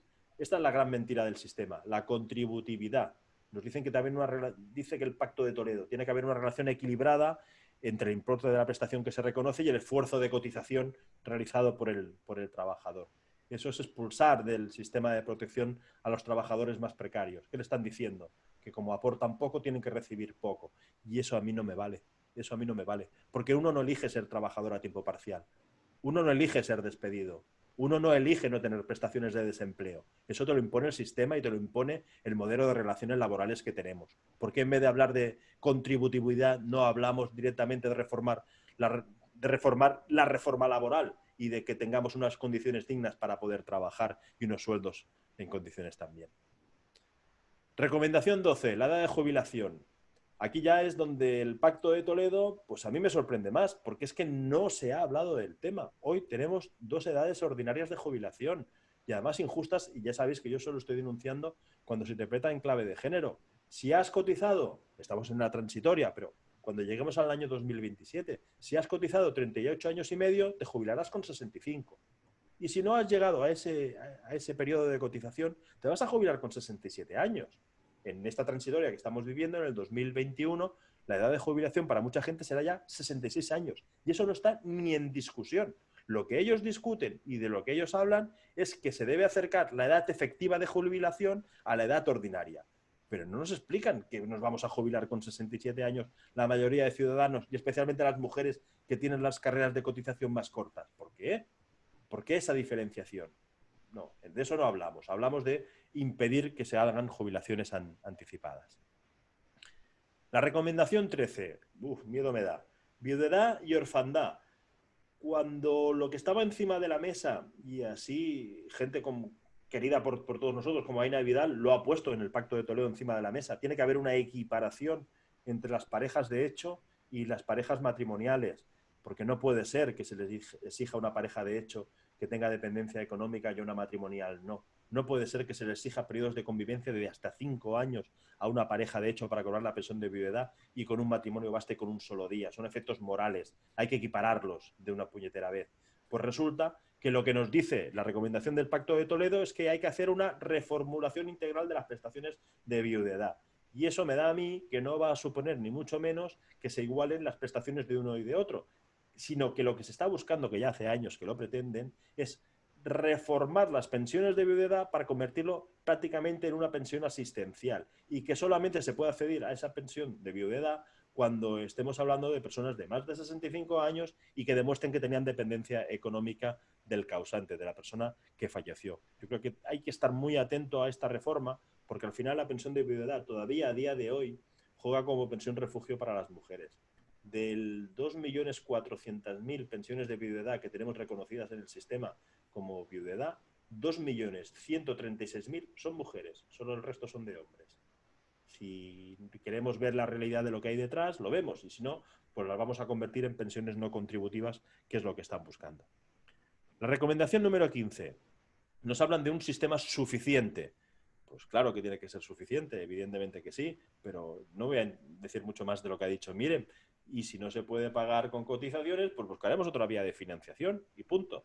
Las pensiones se tienen que pagar y se tendrán que pagar como sea necesario, con cotizaciones, que como bien decía, miren, no dejan de ser un impuesto, o si no, de cualquier otra manera. Y ahí lo que hay que introducir, que ellos siguen hablando del mantenimiento de las cuantías mínimas de las pensiones, es vuestra pelea por una pensión mínima digna. Los 1.080 euros a mí me parecen una frontera por lo menos aceptable. pero el legislador no va por ahí. Es que yo creo que cuando habla de pensiones mínimas y de prestaciones no contributivas, es que la prestación no contributiva en nuestro país es de 395 euros al mes. Sí, en 14 pagas, pero 395 euros. Una pensión de invalidez o de jubilación. Y cuando hablamos del famoso ingreso mínimo vital que acaban de aprobar, nos están hablando de una prestación que son 465 euros al mes. Puede crecer, puede ser un poquito mayor si hay unidad familiar o unidad de convivencia, pero 465 euros de los que se resta cualquier otro rendimiento que pueda tener la persona que lo necesita. Entonces, estamos hablando de pobreza extrema. ¿Con esto vamos a resolver la pobreza extrema? Yo creo que vamos mal. Yo creo que vamos muy mal. Recomendación 16. Paso rápido. Los sistemas complementarios, el tercer pilar del sistema. Pues si se les llena la boca, si es lo que quieren, que nos hagamos las pensiones privadas, que sean por planes de empresa o por planes privados individuales, pero es lo que quieren. Quieren nuestro dinero y lo quieren en sus entidades financieras, no en nuestro bolsillo. La recomendación 17. Ya estamos en lo de siempre. Por fin se toca el tema, el género, las mujeres. Y la comisión del Pacto de Toledo empieza hablando de la brecha de género del ámbito laboral y que eso tiene un reflejo en el de pensiones. Ya sabéis que yo soy muy cansino con el tema, pero es que es así. Es que de 6 millones de pensiones de jubilación que hay en el sistema, 3,5 millones son hombres y el resto son mujeres. Hay una dificultad añadida de las mujeres para acceder a las pensiones de jubilación. Y lo mío pasa en incapacidad permanente. Hay casi 1 millón de pensionistas por incapacidad permanente, 600.000 hombres. Y solamente el resto son mujeres. Hay una dificultad de acceso. Y cuando se accede, ya sabéis lo de siempre. 450 euros de diferencia en la pensión mensual a favor de un hombre en contra de las mujeres. Potenciar la corresponsabilidad, la paternidad, la maternidad, que la paternidad tenga ahora 16 semanas, a mí me parece muy bien. Mucho me habría gustado a mí disfrutarla cuando nacieron mis hijos, pero no creo que sea la medida para evitar la brecha de género, ni mucho menos. Hay un problema mucho más grave. Ya lo sabemos, en los cuidados familiares siempre de las mujeres. ¿Quién se pide las excedencias? Las mujeres. ¿Quién se tiene que pedir la reducción de jornada para cuidar de los hijos? Las mujeres. ¿Quién tiene más dificultad para ser contratada por el hecho de ser madre? Las mujeres. Hasta que no se entre de pleno en todo eso, no se va a conseguir evitar esa brecha de género. La recomendación 17 bis. Jóvenes. El Pacto de Toledo, dicen, hace un llamamiento a la mejora de las condiciones laborales de los jóvenes y a potenciar su confianza en el sistema de seguridad social. Pero, a ver, el llamamiento, ya está. Eso es lo que van a hacer. ¿Un llamamiento a quién? ¿A los empresarios? ¿A los que contratan a la gente para trabajar como riders? No, el llamamiento no. Lo que decía antes. Deroguen ustedes, acaben con la precariedad laboral, deroguen la reforma laboral y permitan que los jóvenes puedan acceder en condiciones dignas a trabajar. Las subidas del salario mínimo interprofesional han estado muy bien y a mí me parece que era una buena medida, pero a partir de ahí fomenten la contratación de la gente joven, por favor. Recomendación 18. Las personas con discapacidad. En este país las personas con discapacidad son invisibles. Y el Pacto de Toledo lo que quiere es visibilizarlas, fomentando la posibilidad de que compaginen trabajo y pensiones de incapacidad permanente. Pues llegan tarde. Eso lo resolvió el Tribunal Supremo ya en el 2008.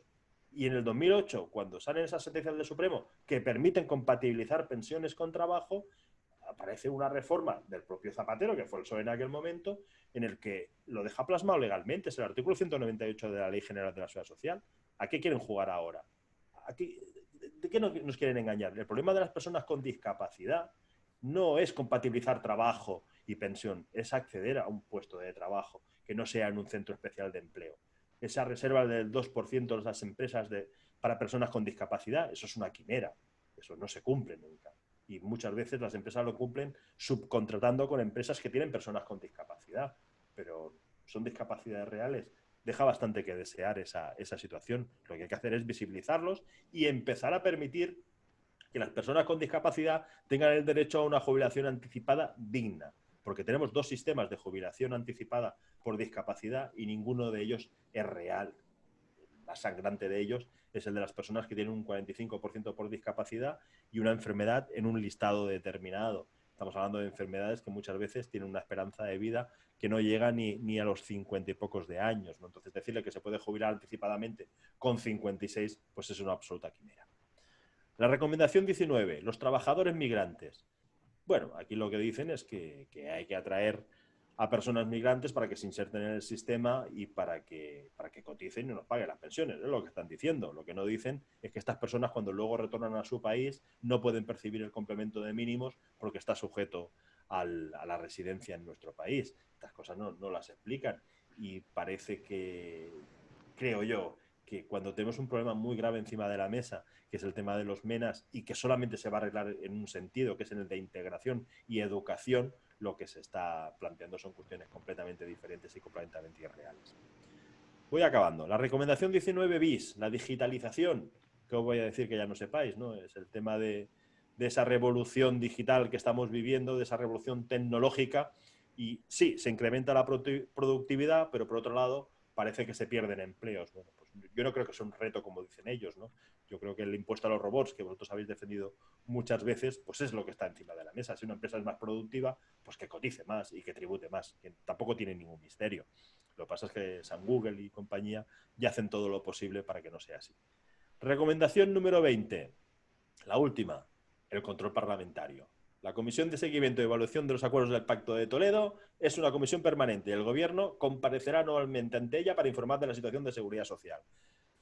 Pues vale, pues a mí me parece muy bien que el Pacto de Toledo se reúnan todas las veces que quieran y que miren cómo evoluciona la reforma de las pensiones, pero yo no pido eso. Yo pido lo mismo que pedís vosotros, que se escuche la voz de la calle, que los parlamentarios viven muy de espaldas a la realidad, que yo leo muchas veces en esa comisión cuando se habla de seguridad social y no tienen ni pajorera la idea muchos de ellos. Unos porque no quieren y otros porque no saben.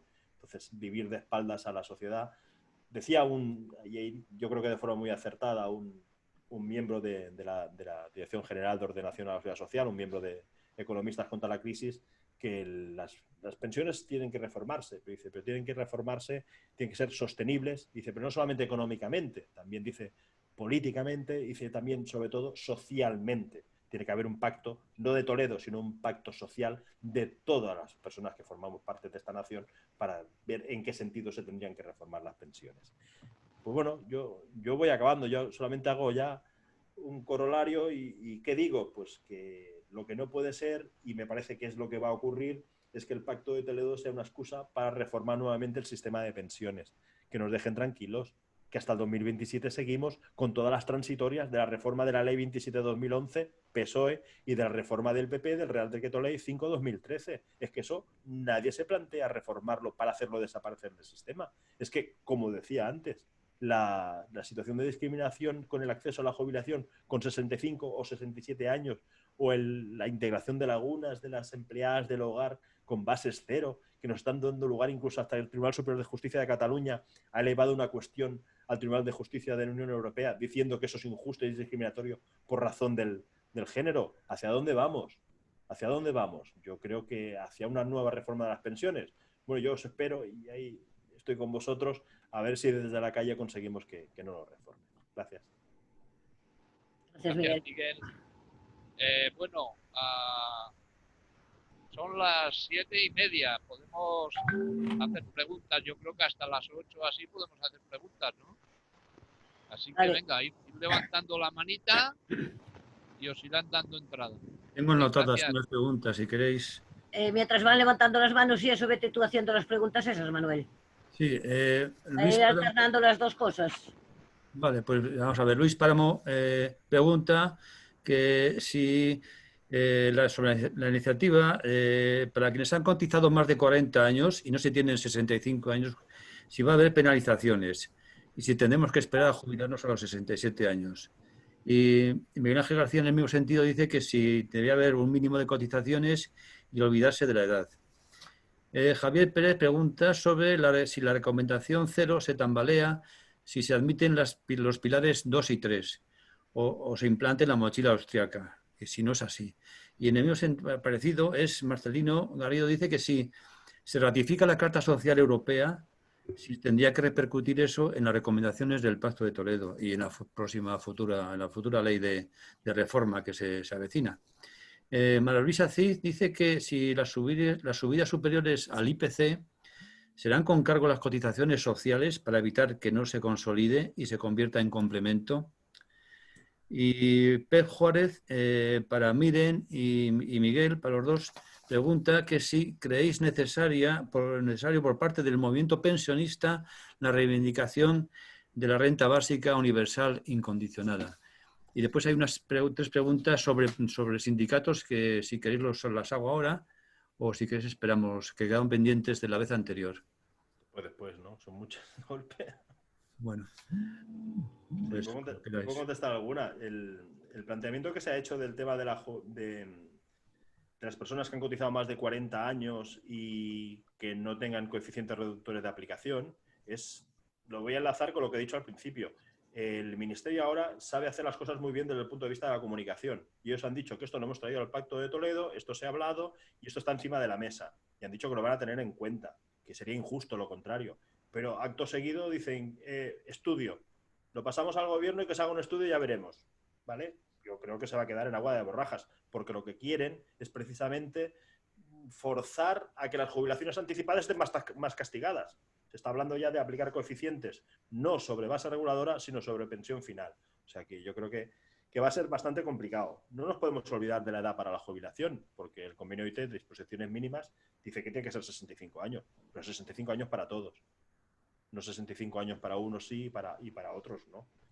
El tema de la recomendación cero, pues sí, ese es el problema, que de alguna forma nuestra Constitución permite ese triple sistema, pero cuidado que la primera pata es la profesional y la contributiva y la tercera es la que estamos discutiendo en los planes de pensiones privados. Pero no nos olvidemos que en el medio hay un agujero muy importante, que son las prestaciones no contributivas, que estamos yendo a una situación de absoluta crisis y que hay mucha gente que ya lo está pasando mal, pero va a ser terrible lo que nos viene encima. Las pensiones son cada vez más bajas, pero cada vez nos encontramos más con gente que no puede acceder a ningún tipo de prestación pública. Con respecto a si el Pacto de Toledo tendría que informarse, ¿debería influir la Carta Social Europea? Pues evidentemente. Y el Código Europeo de Seguridad Social y los convenios de la OIT. Y miran para otro lado. Nunca se cuestionan. Nunca están encima de la mesa. Pero insisto, yo pongo una crítica. Hay gente muy válida en el Pacto de Toledo y gente que no es tan válida y que tampoco se asesora correctamente. ¿Que el IPC se tiene que pagar con cargo a cotización de seguridad social? Pues sí, porque no es un complemento, es pensión. Y por lo tanto tiene que ser con cotización a la seguridad social. Y lo último es la reivindicación de la renta básica universal. Estoy completamente de acuerdo, es que esa sería una de las soluciones. De hecho, cuando se dice por parte de Marea Pensionista una pensión mínima de 1.080 euros, yo te añado, también para las no contributivas. Y entonces a lo mejor ya estamos hablando de otra cosa. Vale, a ver, tenemos ahora aquí 4 palabras pedidas. Una cosa, que sean lo más breves y concisas posible, para que nos dé tiempo a todos, ¿vale? Francisco Hernández, primero, empieza. Sí, buenas tardes, gracias por darme la palabra. Yo creo que en esto de las pensiones tenemos un error al tratarlas independientemente de lo que es el concepto fundamental. El concepto fundamental viene en la Constitución española y es que el Estado español es un Estado social de derecho. Esto es básico, es un Estado social de derecho, quiere decir que aquí, independientemente de lo que puedan pensar y cómo traten los economistas, los contables, los actuariales, los de seguros, etcétera, tenemos que ver que lo que se trata es de que independientemente si es pensionista, si es receptivo de una subvención, si está subvencionado por cualquier otro tema, aquí lo que hace falta es que cualquier ciudadano español tenga un ingreso mínimo que no es que sea vital, que sea socialmente justo. Y con ese concepto de socialmente justo desaparecen todas las luchas o las peleas que hay entre ¿por qué yo que he contribuido tengo que cobrar el mínimo igual que el que no ha contribuido? Y estas chorradas, que perdonad por la palabra, pero yo lo veo una chorrada. Sencillamente, todas y cada una de las personas... Se te corta la llamada, la voz. Francisco, como mínimo tener un gusto. Y partiendo de ahí se evita cualquier otra discusión. Luego ya se plantearía cómo hay que recurrir, cómo hay que conseguir esos fondos, etcétera, etcétera, etcétera. No lo tengo muy claro. Los presupuestos generales del Estado, al final, lo que se da en cada una de las partidas suma 100 todo. Cuando falta en sanidad, cuando falta en cultura, cuando falta en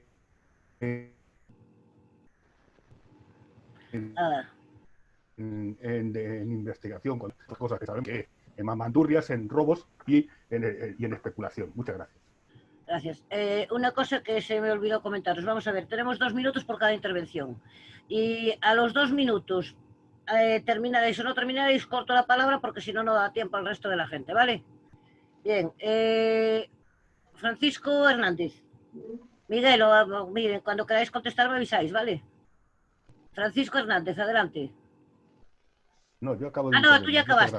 Perdón, Agustín Martínez. Agustín Martínez Vespa. Sí, vamos a ver, mi pregunta, sabiendo cómo es este ministro, que no me gusta un pero, algunos sabéis ya la opinión que tengo de él, es un trilero, nos enseña la bolita por un lado y nos la cambia de cubilete. Yo creo, tengo una duda, si las pensiones de viudedad o las pensiones que están penalizadas por jubilación anticipada, lo suyo sería que, bueno, que si se mejoran, fuera a partir de ahora, si se mejorara, pero no para los que vengan detrás, sino para los que estamos ya. Porque, claro, se puede acordar quitar esas penalizaciones o la de viudedad, mejorarlas, pero a partir de ahora, no las anteriores. Entonces, con lo cual, a nosotros sería una forma de penalizarnos otra vez. Nada más. Gracias. Tenemos ahora a Cristóbal. Sí, mi pregunta es, ¿cómo afectará a los nuevos pensionistas con los fondos privados de pensiones? ¿Y habrá una separación entre pensionistas? Gracias, Cristóbal. Arturo Monteserín. Arturo, adelante. Pasamos a Nicasio, entonces, mientras Arturo se conecta. Nicasio. Ahora se me oye. Ahora sí, Arturo. Adelante. Vamos a ver, es muy breve, ¿no? Hay, aparte de anular todas las reformas que hubo de las pensiones y de la seguridad social, hay un tema que a mí me preocupa, que no se habla de ello, que es reducir la jornada laboral. Las conquistas reales más importantes que hayamos tenido es la jornada de 40 horas. Si hacen falta 30 horas porque la productividad es suficiente, pues reduzcamos la jornada. Y es un tema sencillo. Así los jóvenes tienen posibilidades de trabajar y ya está, porque son las conquistas reales. O sea, no digo que las otras no lo sean, pero esa es fundamental. Conseguir el tiempo, la reducción del trabajo, porque somos mucho más productivos que hace 100 años. Nada más, gracias. Muchas gracias, Arturo. Nicasio, ahora adelante. Hola, buenas tardes. Gracias por la conferencia. Yo conozco a Miriam, porque la vi en Tarragona, que estuvo dando otra charla, porque yo vivía allá. Y mi pregunta, y a quien yo más le tengo temor, ya no es al ministro, porque el ministro nunca ocultó sus intenciones en cuanto a lo de las pensiones, y el de hacer del ministerio por el gobierno de coalición, partirlo en dos partes, tiene su motivo político también. La cuestión no está en la ministra de Trabajo, está en este señor. Y después, la que me preocupa más que este señor es los sindicatos. Los sindicatos han venido para reforzar las conquistas sociales de los salarios cuando se están activos, etcétera, etcétera, convenios colectivos y tal. Brevedad, Ignacio, por favor. Pero llevamos, por desgracia, está en el Pacto de Toledo, y llevamos por desgracia que los sindicatos mayoritarios no representan a la mayoría social de los trabajadores y cada vez tienen menos capacidad de representación dentro de los trabajadores. Pero se sirven, como están mantenidos desde el Estado, pues son un arma arrojadiza contra los trabajadores. Y es a los que más les temo, que ellos estén en ese lugar. Y es en la lucha que nosotros vamos a dar, tenemos una oposición mayor en ellos porque tienen una incidencia sobre los que están inactivos para compensar lo que nosotros digamos en la calle y que podamos plantear las reivindicaciones tan justas que hacemos. Y además con argumentos que yo coincido totalmente con lo que se dice aquí. Yo el temor que más tengo es cómo y es la pregunta que hago, es ¿qué vamos a hacer? ¿Qué táctica vamos a hacer para desarmar la contrapartida de los sindicatos que van a jugar en contra nuestra? Bueno, si me perdonan, creo que esa es más una pregunta para nosotros mismos, para los sindicales. Sí. Domi, se te oye muy mal. Se oye mal. Domi, no te oímos nada. Tengo el micro abierto. Sí, pero se te oye muy bajito, muy lejos. ¿Ahora? Ahora sí. Ahora sí. Vale. Digo, Nicasio, que esta es una pregunta para nosotros, para el movimiento social, que Claro, podemos claro, hacer claro. frente a los sindicatos. Es que lo otro lo tengo claro. No es una pregunta para Miren o para el Miguel. Ellos No, van a no, poder es que lo otro lo tengo súper claro. Lo Ya que está. ha dicho Miguel y lo que ha dicho Miriam, coincido plenamente con ellos. Vale, Además, yo Pues estoy en contra del vamos a ver papel cómo, Toledo, pues hacerlo vamos a bien. ver cómo les contrarrestamos, ¿no? Bien, Enric, adelante. Enric. Enric, Sí, sí. Vale, adelante. Hola. Yo saludo a Miren y a Miguel y mi pregunta es para Miren. ¿Cómo desde el colectivo de economistas que tenéis no ha salido nadie para pedir la dimisión del gobernador del Banco de España? Un señor que siempre nos está atacando, que siempre con su sueldazo está diciendo esto, y no he visto yo, o no lo he visto o no lo sé, por parte de un grupo de economistas, digo, oiga, que plegue ya este tío. Gracias. Gracias. Si en el momento que queráis responder cualquiera de los dos, me avisáis, ¿vale? Y os doy la palabra. Yo dejo que conteste Miguel primero porque él ha venido más tarde y yo he tenido otra oportunidad antes. Vale. Cuando acabe, si queda tiempo, yo responderé a lo que pueda responder. Vale. Pero primero Vale. le dejo a Miguel. Miguel, ¿tú quieres contestar ahora o más preguntas? Como quieras. Sí, yo a una por lo menos se la contestaría. Vale. La primera pregunta que se ha hecho era sobre la posibilidad de que si se mejoran las pensiones de viudedad y las jubilaciones anticipadas, que no sean para las próximas pensiones, sino también para las ya reconocidas. Pero es que el problema es que el Pacto de Toledo no tiene ninguna intención de mejorar las pensiones futuras. O sea que yo creo que con eso se contesta, ¿no? Sí. Yo creo que lo demás es más de Miren que no mío. Bien. Lázaro. Sí, buenas tardes. Esto es una pregunta para cualquiera de los ponentes. Yo pregunto si no será una quimera el pedir que la pensión mínima esté al nivel del salario mínimo. Y por otra parte, que dependan las pensiones de los presupuestos generales del Estado. Y también pregunto que si es una quimera el artículo 50 de la Constitución. Ahí lo dejo. Gracias, Lázaro. José Tierno.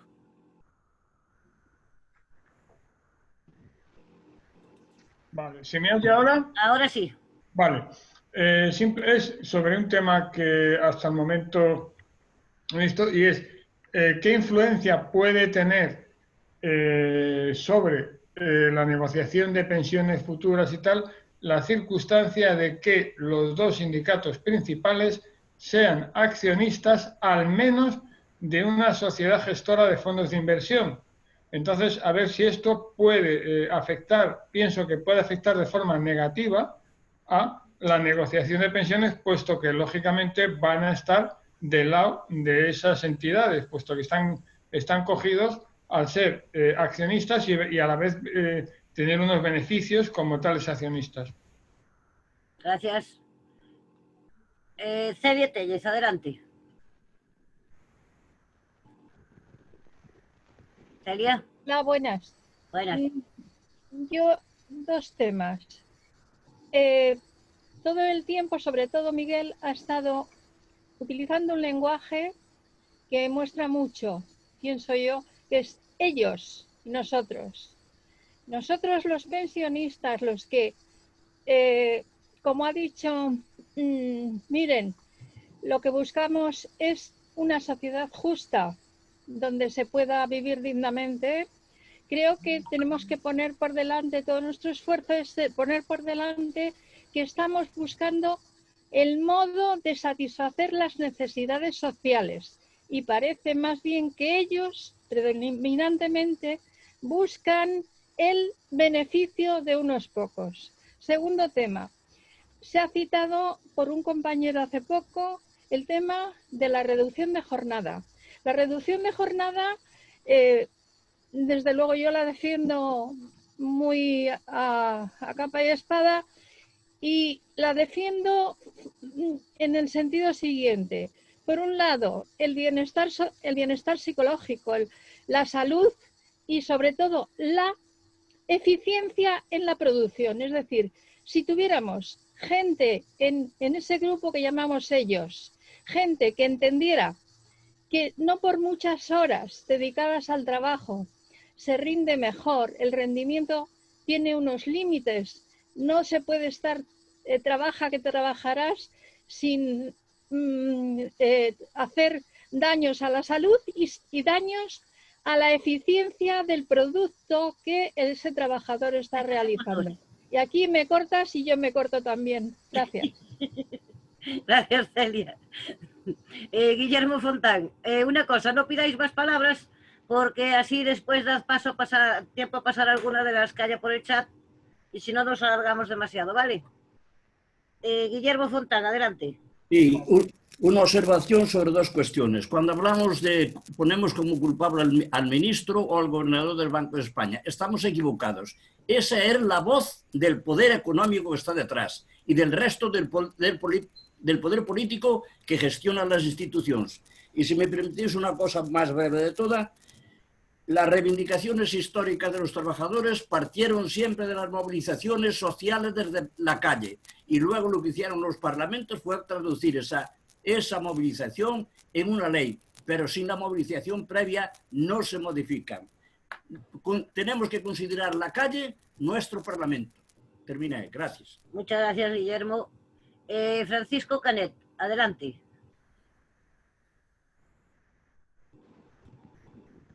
Francisco.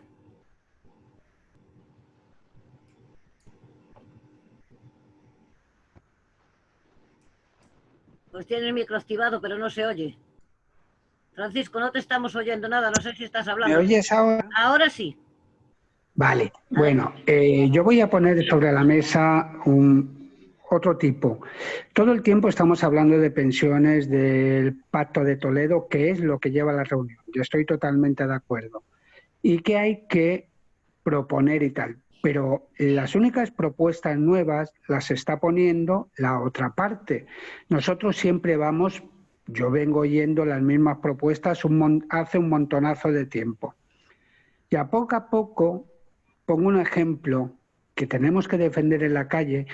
¿Os estáis dando cuenta que, por ejemplo, con las subidas de pensiones, nos han metido las comisiones bancarias por tener la cuenta y cobrar a través de las cuentas lo que vamos a pagar a partir de ahora por tener la cuenta? ¿Avanzamos algo con estas subidas de pensiones? Pongo un ejemplo. El salario mínimo vital a una persona que le van a dar 400 y pico de euros 2 meses y que tenga que pagar 60, 70, 100 euros de comisión a la banca, ¿para quién estamos trabajando? Y digo eso porque aprovechando que tenemos economistas aquí, pues pueden defender o pueden opinar al respecto. Y después otra cosa, pongo un ejemplo más para que veáis la diferencia. Ha habido la moratoria de las hipotecas, la banca se ha prestado a ello. Cuando los tipos de interés han estado a 0 o menos 0 el Euribor, hemos pagado intereses y no hemos devuelto capital. Y nos subirán los plazos al final, que el interés estará más alto. Yo no he escuchado a ningún economista decir que la banca está ganando con este juego. Y perdonad que me haya alargado. Venga, gracias, corto. Gracias. Bien, ahora Miguel y Miren podéis contestar las que os llevan hecho por aquí y después si eso que os pase Manuel alguna más de las del chat. ¿Vale? ¿Os parece bien? Bueno, yo creo que ya son muchísimas preguntas y no sé si podemos ni siquiera, no solo ya contestar, sino tener en cuenta todo lo que se está diciendo. Yo sería partidaria de que Miguel haga una última intervención y yo hacer otra y dejarlo ahí, porque son tantas cosas que realmente la cabeza no solamente yo, sino creo que muchos de los oyentes tampoco llegan. Cada uno va con su pregunta, pero en conjunto con una última intervención de Miguel y mía, yo creo que tendríamos que parar. Yo también lo pienso. Como veáis. Vale, yo solamente voy a hacer una reflexión. Es que yo creo que ha sido más opiniones y estoy muy de acuerdo con la mayoría de ellas, ¿eh? Pero ha habido una concreta que hablaba del artículo 50 de la Constitución, que en realidad es una quimera, y hablaba de la posibilidad de si se debería igualar el salario mínimo interprofesional y la pensión mínima. Yo estoy completamente de acuerdo y creo que el salario mínimo tenía que ser mucho más alto, pero la pensión mínima del sistema nos podemos creer que son actualmente 640 euros, que sería para jubilación de una persona con 65 años. Pero la realidad es que hay gente que está cobrando pensiones por debajo de 640 euros al mes contributivas. Pero me quedo con la idea de lo que estaba diciendo. Las pensiones no contributivas en este país son 395 euros. El ingreso mínimo vital para gente en situación de pobreza extrema son 465 euros. Yo no sé hacia dónde vamos, no lo tengo claro, ¿vale? Creo que quizás ha apuntado el tema de la renta básica universal, pero eso va a ser muy difícil que pueda haber consenso. Incluso he visto en el chat que se hacía una reflexión a que eso va en contra de desempleados y de pensionistas. Yo no creo que vaya en contra ni de desempleados ni de pensionistas. Yo creo que en un sistema se ha apuntado, estamos en un estado social. Pues si estamos en un estado social no podemos dejar a nadie fuera, a nadie. Ni de pensiones, ni de prestaciones no contributivas, ni de asistencia sanitaria. Y si no, pues lo tenemos que replantear. Yo no tengo nada más que decir. Gracias. Bueno, pues antes de que comiences, te voy a hacer una pregunta que preguntan en el chat repetidamente. ¿Cuándo sale tu libro? Bueno, esa es muy fácil de responder. Espero que salga o esta semana que viene o la siguiente, ¿eh? Ya voy a insistir, pero yo no tengo mucho poder, ¿eh? Depende de la editorial. Pero bueno, supongo que saldrá en ese tiempo. Una repregunta facilísima de responder y que tiene además toda mi simpatía la pregunta. Yo creo que una de las personas más indeseables que hay en este país es el gobernador del Banco de España. Creo que tendríamos que denunciarle públicamente. Es verdad que no es él solo, porque él responde a un conjunto de intereses, como ha dicho algún compañero por ahí. Pero los intereses que se reflejan, y no solamente en esta ocasión, todavía ayer estuvo diciendo los disparates, ¿no? Y creo que tendríamos que hacer una repulsa pública de este señor, porque ya lleva tiempo y tiempo y tiempo, y además sin mucha justificación, ¿no? Sin mucha justificación de cualquier tipo. Y este señor se permite el lujo de hablar como si fuera la persona que más se preocupa de los intereses. Me he quedado con ganas de decirlo, me alegra mucho la pregunta porque estoy hasta la coronilla de los comentarios de este señor, sin ninguna justificación además. Es una bobada si queréis, pero es una vergüenza que este señor esté funcionando de esta forma. Bueno, las otras. La reivindicación de la renta básica, yo creo que lo acaba de decir Miguel, es una reivindicación que afectaría a toda la ciudadanía. Y como toda ciudadanía, nosotros hemos dicho, o yo he dicho, que queremos un sistema público, universal y no vinculado al ejercicio del trabajo. Cada vez va a haber más gente que no trabaje nunca, que no tenga posibilidades de trabajar. Entonces, o tenemos que inventar nuevas maneras de que se distribuya la renta, y la renta básica es una manera interesante, o algo tenemos que hacer, porque en otras épocas el trabajo era la manera de que la renta se iba distribuyendo, muy injustamente, no hagamos ideales de los pasados, del pasado, pero si tenemos algún instrumento habrá que inventar, porque el trabajo está dejando de ser un mecanismo de distribución de la renta para mucha parte de la población. Y por lo tanto hay que buscar otras fórmulas, de las cuales la renta básica me parece que puede ser una bastante interesante. ¿Cómo afectará a los nuevos pensionistas las pensiones privadas? Pues mucho y muy mal. Porque piense que ya se está hablando de que el complemento de las pensiones públicas será la pensión privada. ¿Qué quiere decir? Que se parte de la base de dos cosas. Una, que la pensión pública será pequeña, y dos, que hace falta un complemento que solo las personas que tengan capacidad de ahorro podrán tener. Y entonces esto afectará muy fuertemente a los futuros pensionistas, porque quiere decir que se plantea que la pensión pública sea pequeña, y además vemos que cada vez irá disminuyendo. Otra de las respuestas que a mí me cae, de las preguntas que a mí me cae muy simpática, es el tema de la reducción de la jornada laboral. Yo creo que es fundamental, pero me temo que no le toca hoy a esa pregunta. Para eso necesitaremos otro tipo de enfoque que verdaderamente es fundamental, porque además no hace falta. Con 5 millones de parados que tenemos en este país, por lo menos, la jornada laboral se podría reducir muchísimo, pero no se quiere reducir. Y entonces, ya en 1933, fijaros de lo que os estoy hablando, un economista famoso decía que con 20 horas a la semana sobraría para el trabajo. Entonces, imaginaros los retrasados que estamos y por ahí también habría que ir. Y una pregunta muy conflictiva y que a lo mejor por eso procuramos no responder es el tema de los sindicatos. Bueno, muchos de nosotros no estamos nada de acuerdo con la actitud de los sindicatos respecto a las pensiones. Y yo creo que con dolor, pero hay que decirlo. Los sindicatos llevan años ya firmando convenios donde se creaban pensiones privadas, donde se estimulaban las pensiones privadas con el apoyo de otras instituciones financieras. Esto no cabe la menor duda de que tiene una influencia fuerte en todo el papel de los sindicatos. Y por lo tanto creo que es muy importante que les hagamos ver a los sindicatos que están fallando totalmente a su misión histórica. ¿Cómo hacerlo? Bueno, pues habrá que en primer lugar decírselo, ya se lo estamos diciendo y ya se lo está diciendo mucha gente, y después intentar también el decir, bueno, pero que no estén solos los sindicatos allá donde se decidan los temas de las pensiones, como ahora en el Pacto de Toledo. ¿Quién más tiene que estar además de los sindicatos? Y creo que hay que decirlo en voz alta, con mucha pena, porque han sido instituciones importantes y quizá en otras cosas lo son, pero en el tema de las pensiones están siendo enormemente perjudiciales para la mayoría de la población y de las pensiones públicas. Y eso hay que decirlo. Otro tema que también es interesante, yo creo que es la relación entre la pensión mínima y el salario mínimo. Es muy difícil que la pensión mínima esté por encima del salario mínimo, que es lo que está pasando ahora. Estamos pidiendo pensiones de 1.084 euros y resulta que el salario mínimo son 950. Dentro del sistema de reparto, eso es una incoherencia.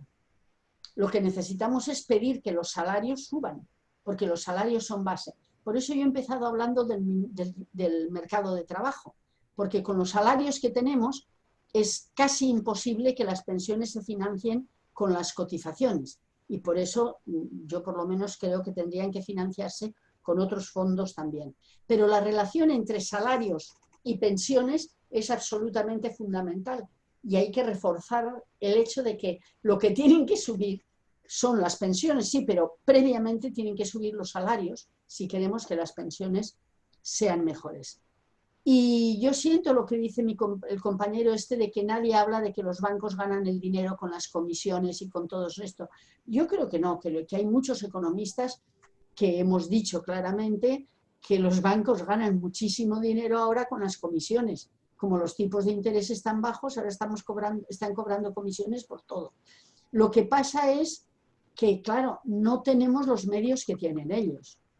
Cuando la Caixa hace una explicación de lo que sea, y habría que hablar de toda la concentración reciente con Bankia, pero cuando la Caixa tiene muchísimo dinero para pagar anuncios en la televisión, y los pensionistas de este país no tenemos dinero y no creo que querríamos tener el tipo de dinero que tienen ellos o por las fuentes que tienen ellos. Nosotros tenemos que luchar como lo que somos. Trabajadores y ciudadanas, trabajadoras y ciudadanas y trabajadores y ciudadanos que luchamos con nuestros medios. Y nuestro medio, un señor lo ha dicho, un compañero lo ha dicho muy bien, es la calle.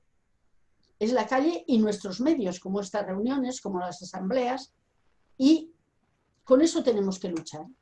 Es verdad que ellos tienen medios, bueno, no tienen, solamente hablar, basta con mirar a la televisión.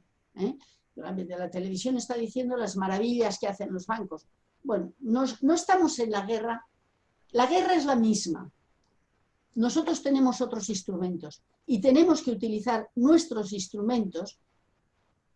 No podremos utilizar los de ellos y además no sería ni siquiera ético que utilizáramos algunos de los medios que ellos tienen. La calle es nuestra gran fuerza.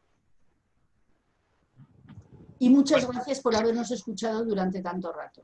Bueno, muchas Hay gracias. que tener mucho aguante. Muchísimas gracias a Miren y a Miguel por haber acudido a nuestra llamada. Esperamos volvernos a ver Muchas gracias. Cuando podamos salir a las calles, y mientras no podamos Muchas gracias. Gracias a todos y a todas. Gracias a todos. Y recordaros que el próximo viernes hablaremos de las EPSU. ¿Vale? Buenas noches a todas. Muchas gracias, un abrazo. Buenas noches. Gracias. Muchas gracias a todos. Muchas gracias a todos por venir. Adiós, buenas noches, buenas noches. Muchas gracias, buenas noches, Agur. Buenas noches. Buenas noches. Hoy ha Adiós, sido Isa. toda una cátedra. De Muchas verdad. gracias. Para mí. Sois extraordinarios. Da gusto. Muchas gracias. Una Gracias. parte de la batalla. Muchos besos. Y la calle es nuestra, sí señora. Señor, la calle. Exactamente. Gracias a todos. Buenas Oye, tener noches. en cuenta que Hasta tengo el luego, buenas documento noches, yo- buenas noches. Acordaros que el documento que tengo para el ministro. Sí, sí. No nos olvidamos. Tranquilo, Nicasio, tranquilo. Claro, Gracias, miren. os tengo que Qué bien proponer la representada movida aquí que a la vamos a hacer. Venga. Qué bien.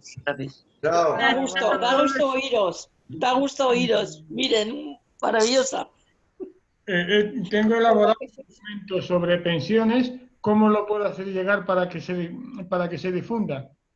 En el chat aparece un correo electrónico, videoconferencias@coespe.info. Vale. pues Envíelo ahí y ya lo pasamos. Vale, gracias. ¿Vale? Venga. A ti. Muchas gracias. Muchas gracias. Y no os olvidéis que hoy casi hemos llegado a 130 personas, ¿eh? Eso es muy Amores. importante. Hombre, Felicidades. aquí vamos aumentando cada vez más y con estos ponentes más aún. ¿Ya ves? Hasta luego, adiós, adiós, Hasta buenas luego. noches. Hasta la próxima, hasta la próxima. Eso, hasta la próxima. Adiós, Luego. Adiós. Qué bien. Ay, qué bonito. En dos palabras, impresionante. La verdad que sí, ¿eh? Muy bien, muy bien. Sinceramente. Muy bien. Me voy muy animada. Vamos. Precioso.